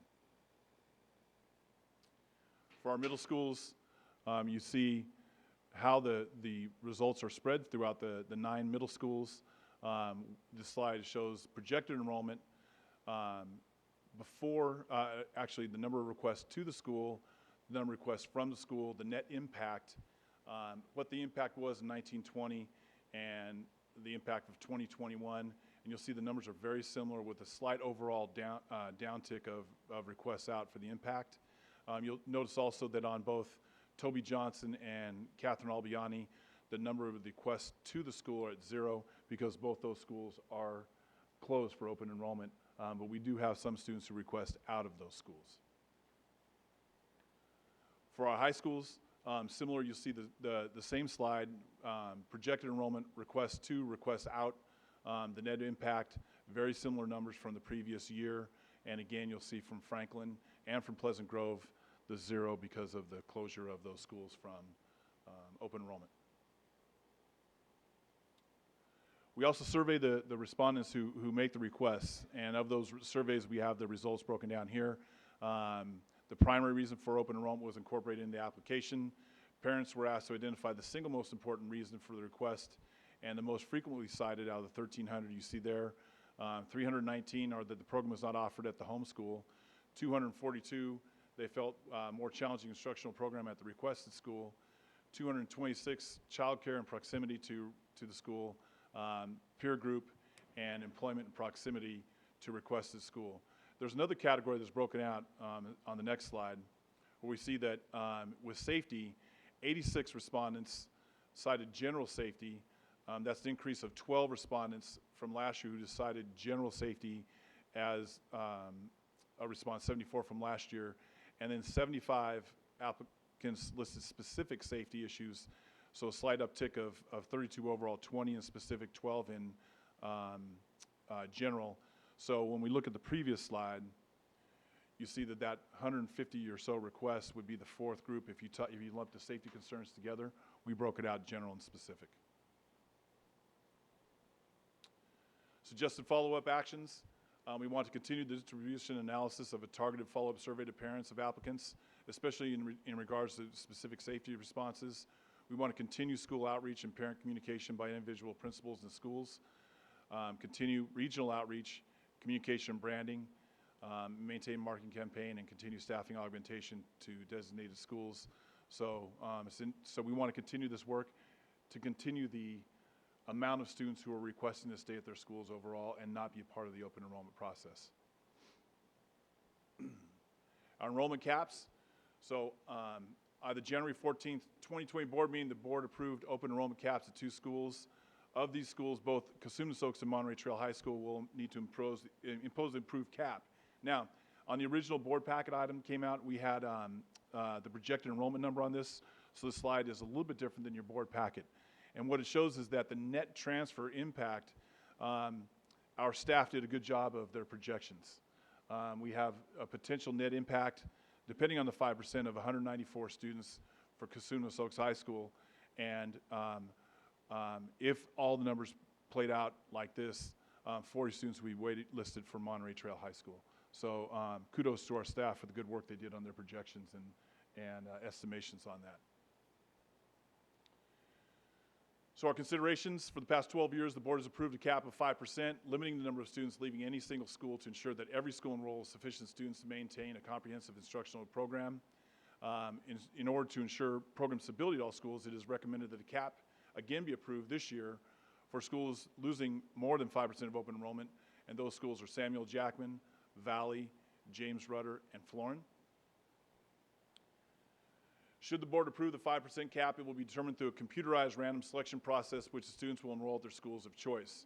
The selection process will also determine which 200 students will be allowed to transfer to Cosumnes-Oaks and 50 students to Monterey Trail. We hold that event with approval of you guys tonight on February 25th in the boardroom. Very transparent, very open process. Everybody's here to see how we move through that situation. Our timeline. If approved, we have the random selection process on the 25th. We take the results of that and notification of open enrollment acceptance is sent to students and parents, and the parents have until March 20th deadline to return open enrollment agreement to their requested school. So at this time, the board is requested to approve open enrollment transfers from schools with fewer than 5% transfer requests, impose a 5% cap limiting the number of students who would be allowed to transfer from Samuel Jackman, James Rudder Middle Schools, and from Florin Valley High Schools, and approve the open enrollment random selection process to be held February 25th at the Trigg Center to determine which students from schools whose requests exceed 5% will be allowed to transfer to their schools of choice, and identify the 200 students who will open enroll to Cosumnes Oaks High School and 50 students to Monterey Trail High School. All right, Mr. Forcina. Thank you. Couple questions on my least favorite topic. Was numbers slide 5, page 5?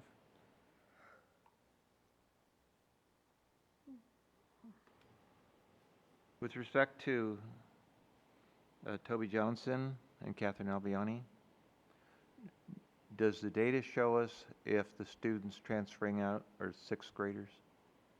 Yes, we can break it down by grade level. So are the kids primarily 6th graders, not wanting to go into the school of 7th graders for? I don't have that information in front of me. Without a ton of work, could you pull that Yes. out? Yes. Okay. The next subject we've spoken before, you know, we have spoken at length, and this is a little off topic, but we've spoken at length about our suspension expulsion reports and the fact that without knowing why schools are successful or not successful, we can't do a darn thing in terms of planning or limited planning. With respect to number 9, if you want to go to 9. You're going to tie this to open enrollment for us? Yeah. I would say that the same thing. Are we developing concrete data with respect to the reasons why parents say they don't want kids at particular schools, and on that basis develop district and or site plans for correction or mitigation? Because if we don't know why, it doesn't matter what we do, because then we're just, you know, stabbing in the dark. So we can reach out. We have the information from those approximately 150 respondents. We can reach out directly to them and find out more specific information as to why they wrote that. In addition, we want to continue doing the work that we've been doing with PBIS and other factors to make our schools more welcome, more successful. So I think there's a twofold process. The specific information from those families, we can reach out to them directly this week. But more importantly, I think we need to continue working to improve the campus culture and climate in all of our schools. I realize we can reach out, but the board's been asking for years now, a couple years, that we get more specific data. Safety concerns, that doesn't, all that tells me is that a parent marked a box on the sheet because they had to mark something. You got to give a reason. So, I think our okay, data I'll mark has this gotten more box. specific, but we are looking for Well, we've been asking for possibly years. individual. How do you develop plans to mitigate the transfer out if you don't know specifically what it is that the parents don't like? Well, sometimes it's things that they like about the other school as well. I can say it's a challenge because all we have is the opinions and the thoughts of the parents making these choices. I mean, and we have dug in deeper on the safety issues, and that's why we went to the specific piece with if they had an actual incident to where a kid was following a kid or a bullying incident that happened in the past. So we do a deeper dive there. To do a deeper dive into the 300 plus that are talking about program that isn't offered because of an academy that they're looking for. That was the largest one that was on the okay. One of the pieces, we're not gonna duplicate academies at every campus so that each school has all there's going to be some choice. That's one of the areas where the open enrollment choice really does come through. The closeness for childcare is another just physical piece that parents have based on family need and where kids go after school from a proximity standpoint. So there's a couple more of them we could dig deeper into, but some of these are family choices that are within their rights to choose if we have the open spots. Yeah, I guess I just have felt for a long time that we could save time, money, and energy and do away with the survey and just ask one question: why do you want the transfer? Because to me, that gives you as much information as anything else. Thank you.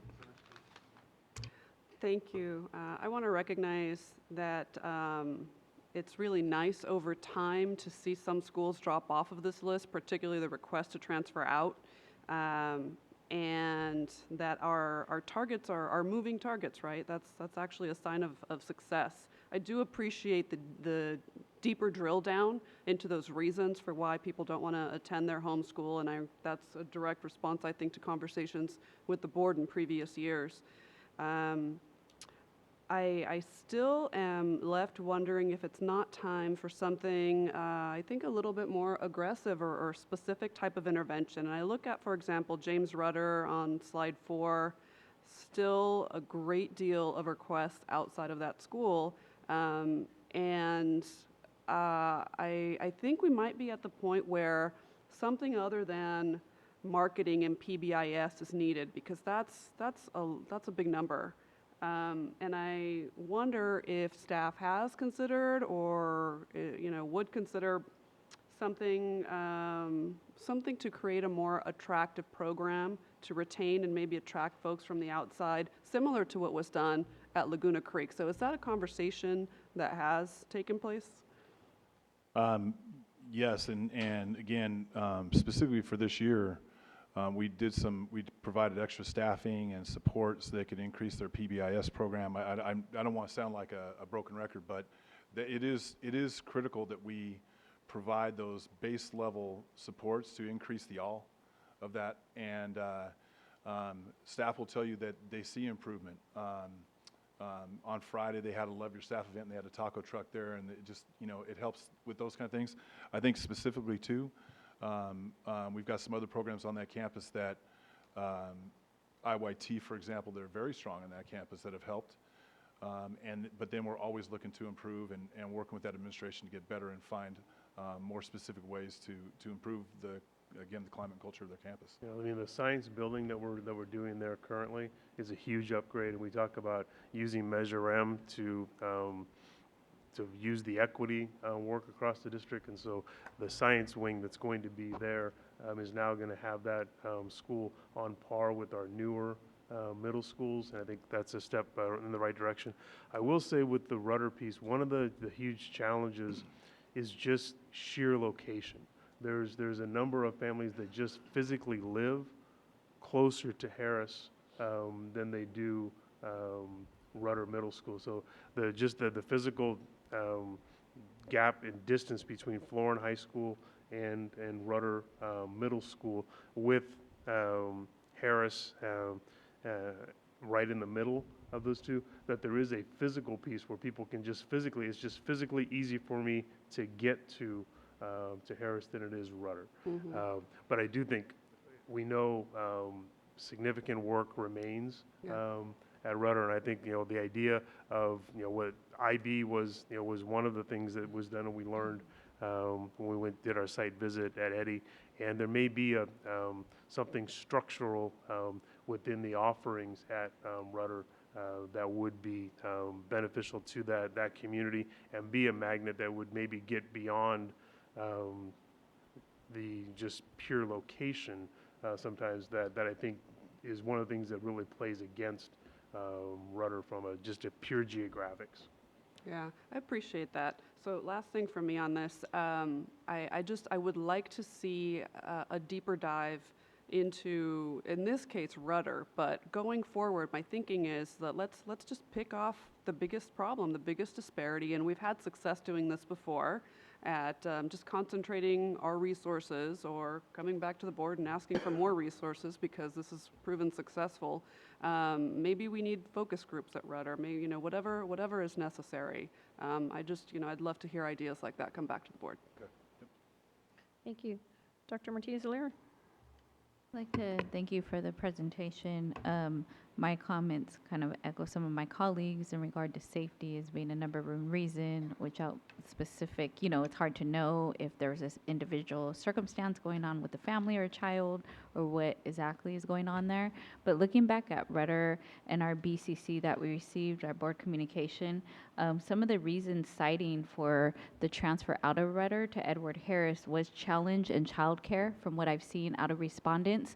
So maybe something can be worked out if there's a offering, if it's an after school program, I don't know, just thinking, or transportation, or different ways to identify what exactly is meant by childcare and proximity, like he was mentioning location. So just kind of going back to the data that's there, if we can dig deeper or somewhat more in depth, I don't know what that would be, but as mentioned by my colleagues, like a folks group or something, or even I was thinking just a general line where they can write in.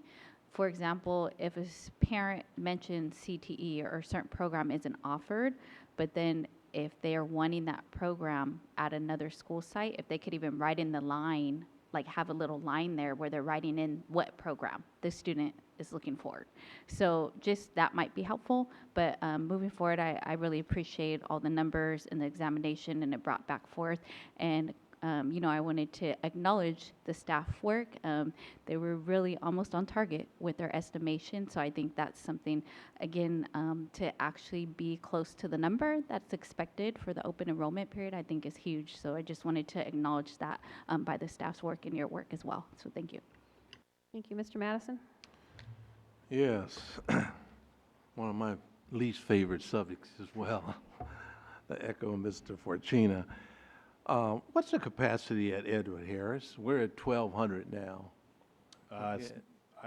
Was that on the slide? It was on the previous report. I don't have it, but we're approaching capacity at Edward Harris. Well, that's my point. Yeah. And then I guess the question I have too, we got 212 kids requested to the school, to Harris. What elementary schools were heavily affected on this? I mean, were there sixth graders primarily?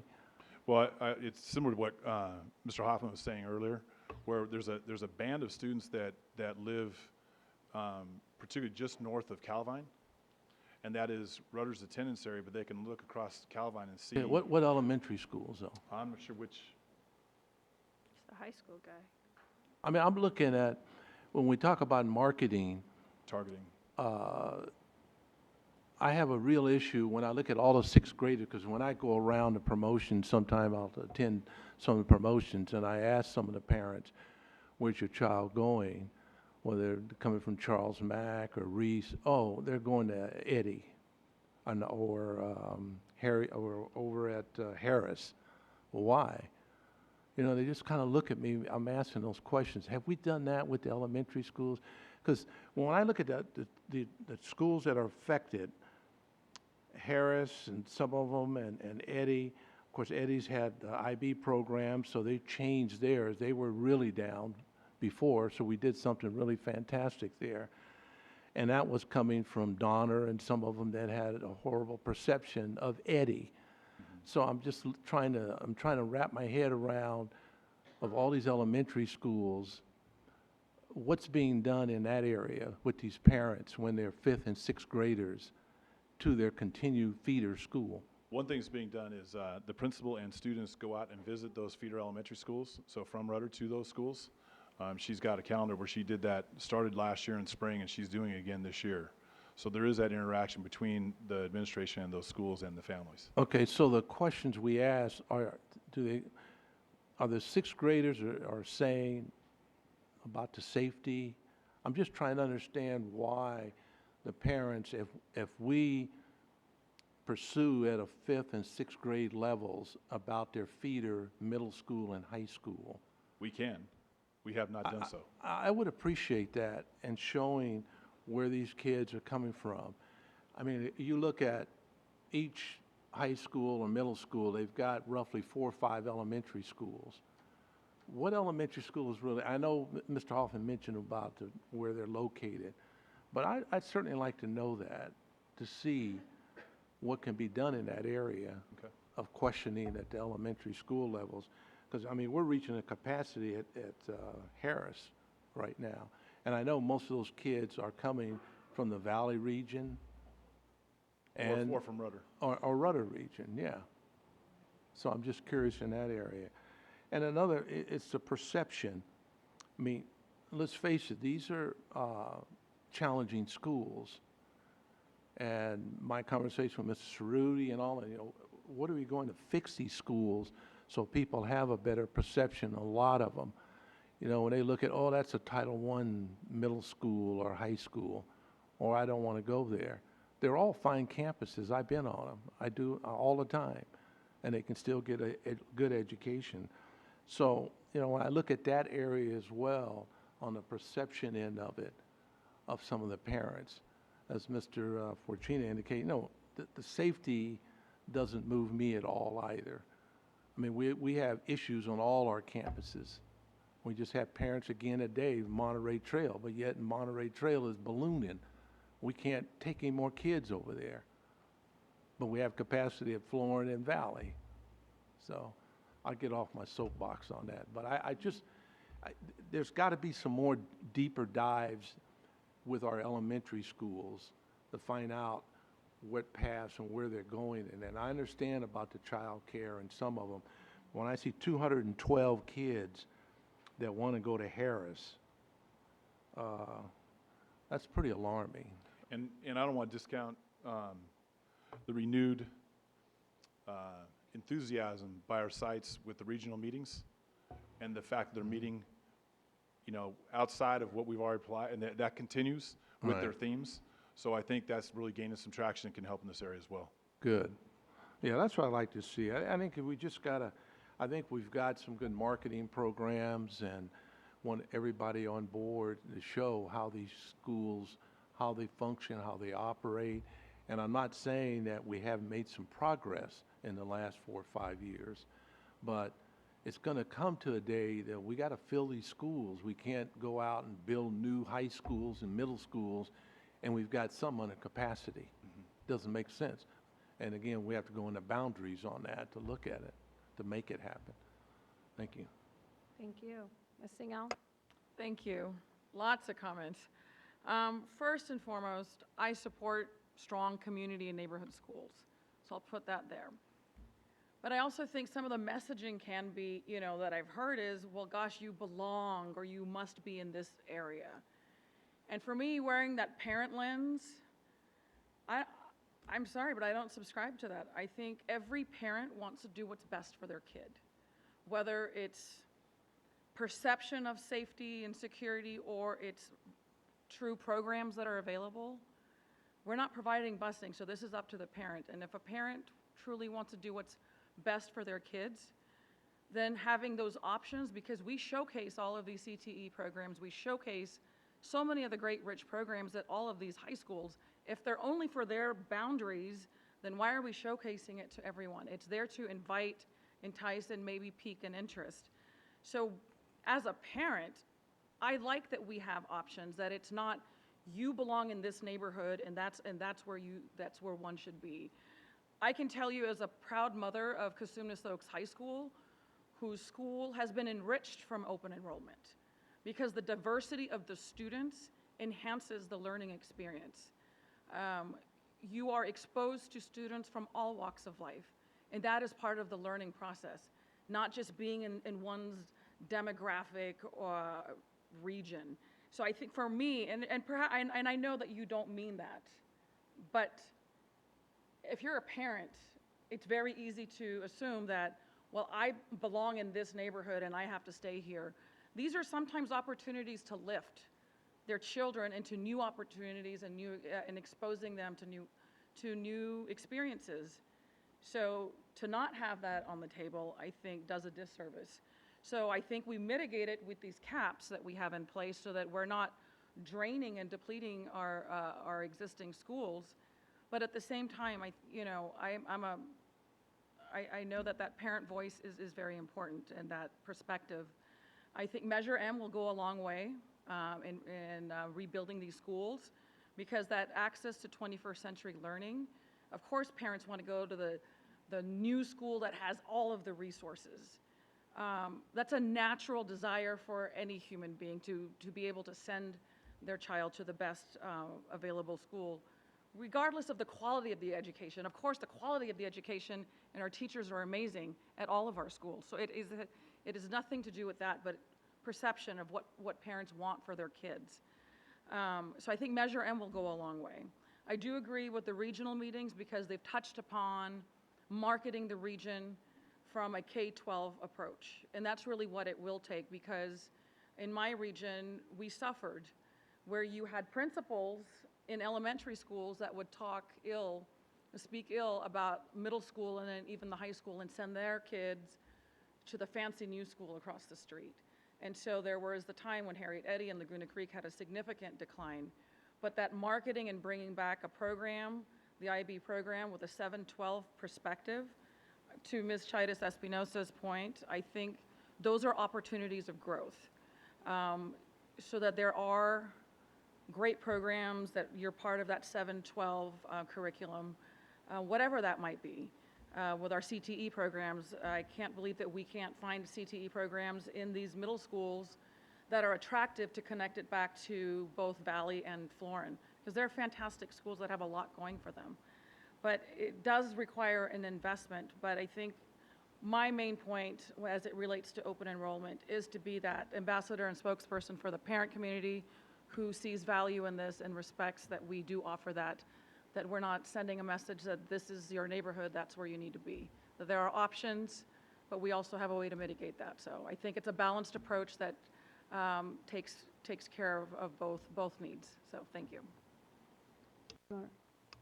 Yeah, I just want to advocate that I'm not against a parent wanting their child to go to a CTE program at another school. I'm not implying that. But we have schools that we built to have capacity, and they need to be filled. And we do have caps on them. I don't think it's all about what a parent, I think it's more of a perception thing about certain schools that's not true. And they don't want to go there, whether it's a brand new school. When we opened Consumnes Oaks, everybody in the district got to go to Consumnes Oaks, because how we filled it. We were going to make a decision not to open that school. So it's worked out well in that area. But I want to make it perfectly clear that that's why we have CTE programs for kids to go in directions that's going to give them better education in that field, but not to this degree. Thank you. Mr. Forcina? Yeah.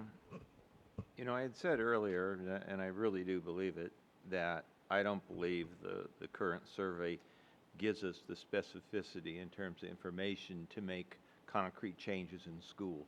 And listening to what Bobby was saying, I see the merit in that too.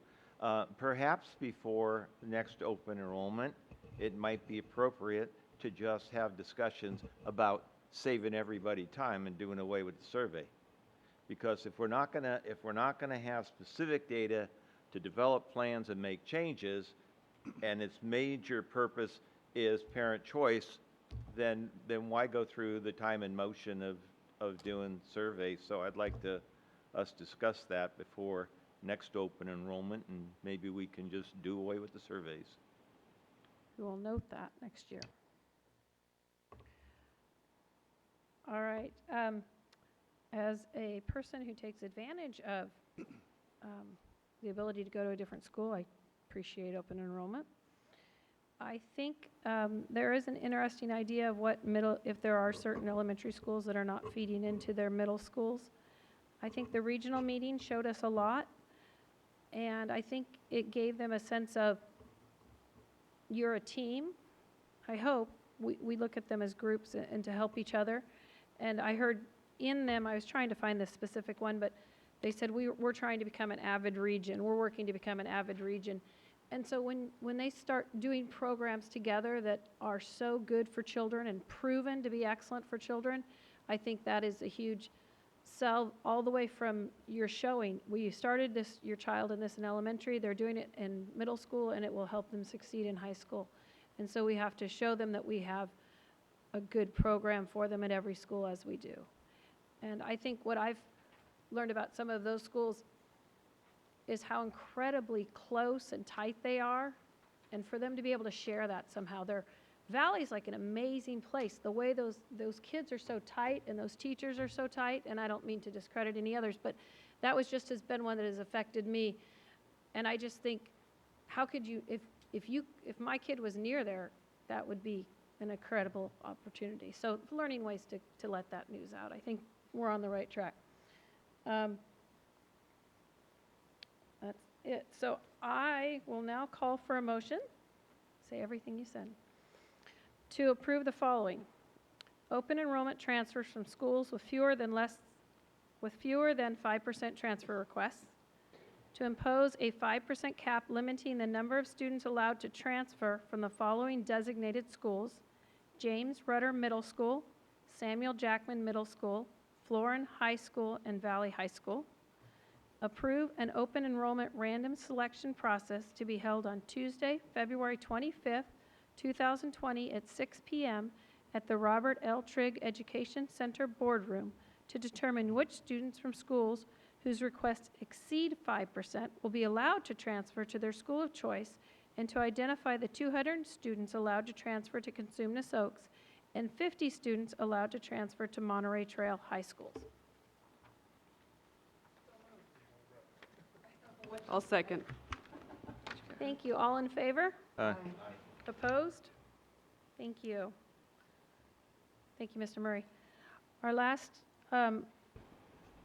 number on this group is 2020 School Board Association Delegate Assembly election.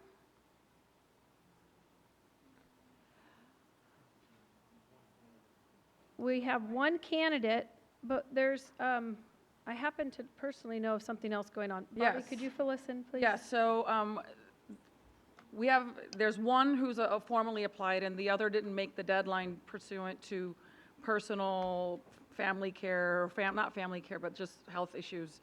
And so he has requested our region, Region 6, those that are holding school board meetings in this time period for nominations, to consider his reappointment. And that gentleman is Craig DeLuce out of the Robla Unified School District, or Robla School District, he's not unified. He's been an invaluable leader at CSBA. He provides invaluable input and thoughtful feedback. So I would urge us to not only re-nominate Ms. Ranking, but also consider adding in as a write-in Craig DeLuce from Robla. So can, Fire would a anybody second? else would like to And you've discuss served that with him. option? I would just like to add to the comments. I was able to serve with him under Delegate Assembly, and he was very insightful and brought a lot of good information forth as far as our regional meetings. So I would concur with that and actually writing his name in as well. I personally found him to have a very fresh and different perspective that added to the group as well. So can I have a motion to add a write-in candidate to this? I think Bobby made the motion. So my motion is to approve the other, but write in Craig DeLuce. Okay, a second? Was Any other discussion? All in favor? Aye. Aye.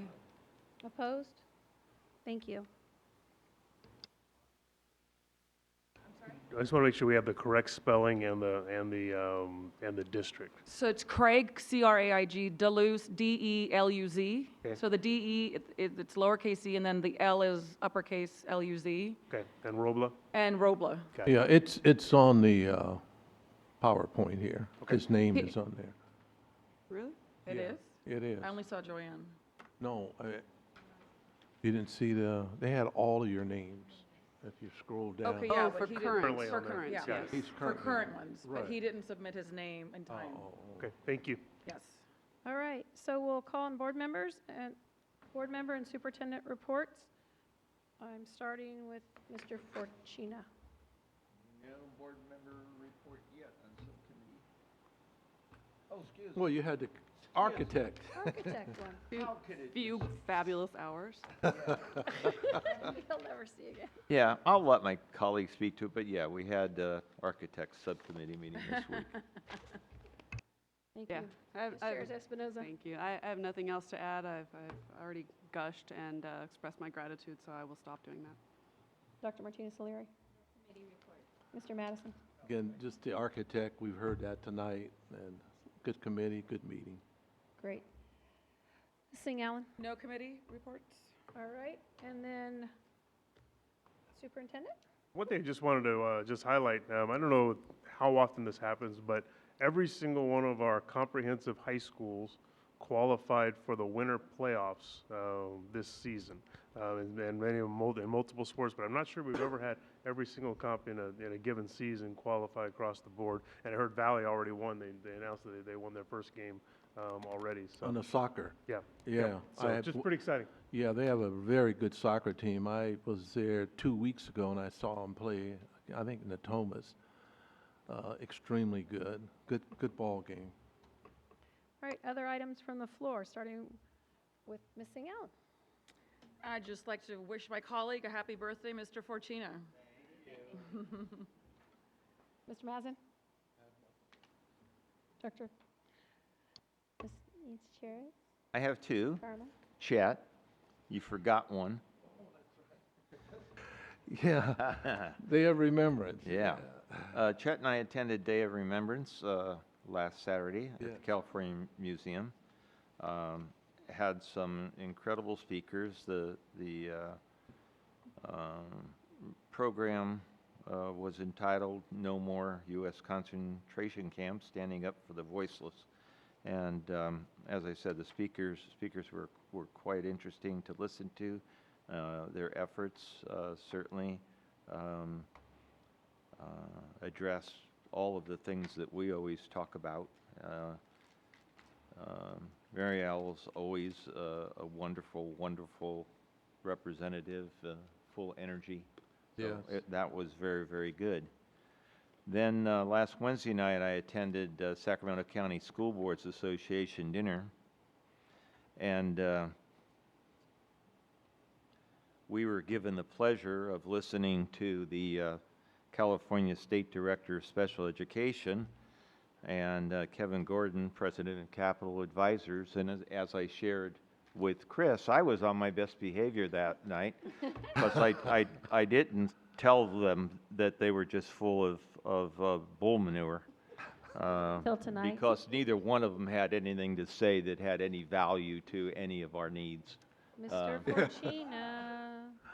And yet, you know, they were certainly introduced as these wonderful people from the state that were there for education. If I had to rely on them, I'd be in trouble. So, but anyway, I was there. Thank you. Can I, Madam? Yes, Mr. Madsen. I just want to mention on the time of remembrance, it was awful nice to hear how we were recognized as a district in Northern California. I mean, those folks, if you just could have heard of their appreciation of what Elk Grove Unified School District really stands for, and for all the kids in the community. I just thought, I was touched by that, I'm so, the recognition. thank you for going. Yeah. While they were there, I did go to the graduation for the Seroptimus Club. The Seroptimus put on a program for young women. I believe it's 4 Sundays, 2 hours each. Saturdays? 4 Saturdays, 2 hours each. It's a life skills program. They start with a vision board. They talk about how to get to their vision, obstacles. I spoke to a number of them, and then they did the bank experience like you had gone to at Valley, and they spoke very highly of that. They had that experience in their group, and then their second one was friendships, and it was just, we talk about connecting and keeping our kids in school, and it was so cool. They have all these tables, and they said they'd start out with 2 or 3 here and there, and by the end they were all trying to shove onto one table, and they'd be up there on the 2 tables, and it was really touching. So they would like to grow their program. They've moved it to Wackford, and they'd like to grow it. And one of the students I spoke to was a foster child, and she felt the skills she gained during that program will help her when she ages out in 2 years, and she plans to return, and you can go year after year. So I would like for us to consider some way to help. I think this is a program with life skills that sometimes we don't always get, to learn how to write a check and to do budgeting and all these things, and to learn how to be women, supporting women. So if we can help this program grow in some way. Yeah. Just one more note. Saturday, I did attend the Improve Your Tomorrow convening, which was actually 375 young men from across the Sacramento region. So it wasn't just Elk Grove Unified schools that were there. Very impressive presentations, opportunity for the kids to engage, and also great resources related to local universities. So it was a really, really good event. Thank you. I think that's all for the night. So we will adjourn this meeting at 8:30 in honor of Carmine Forcina's birthday.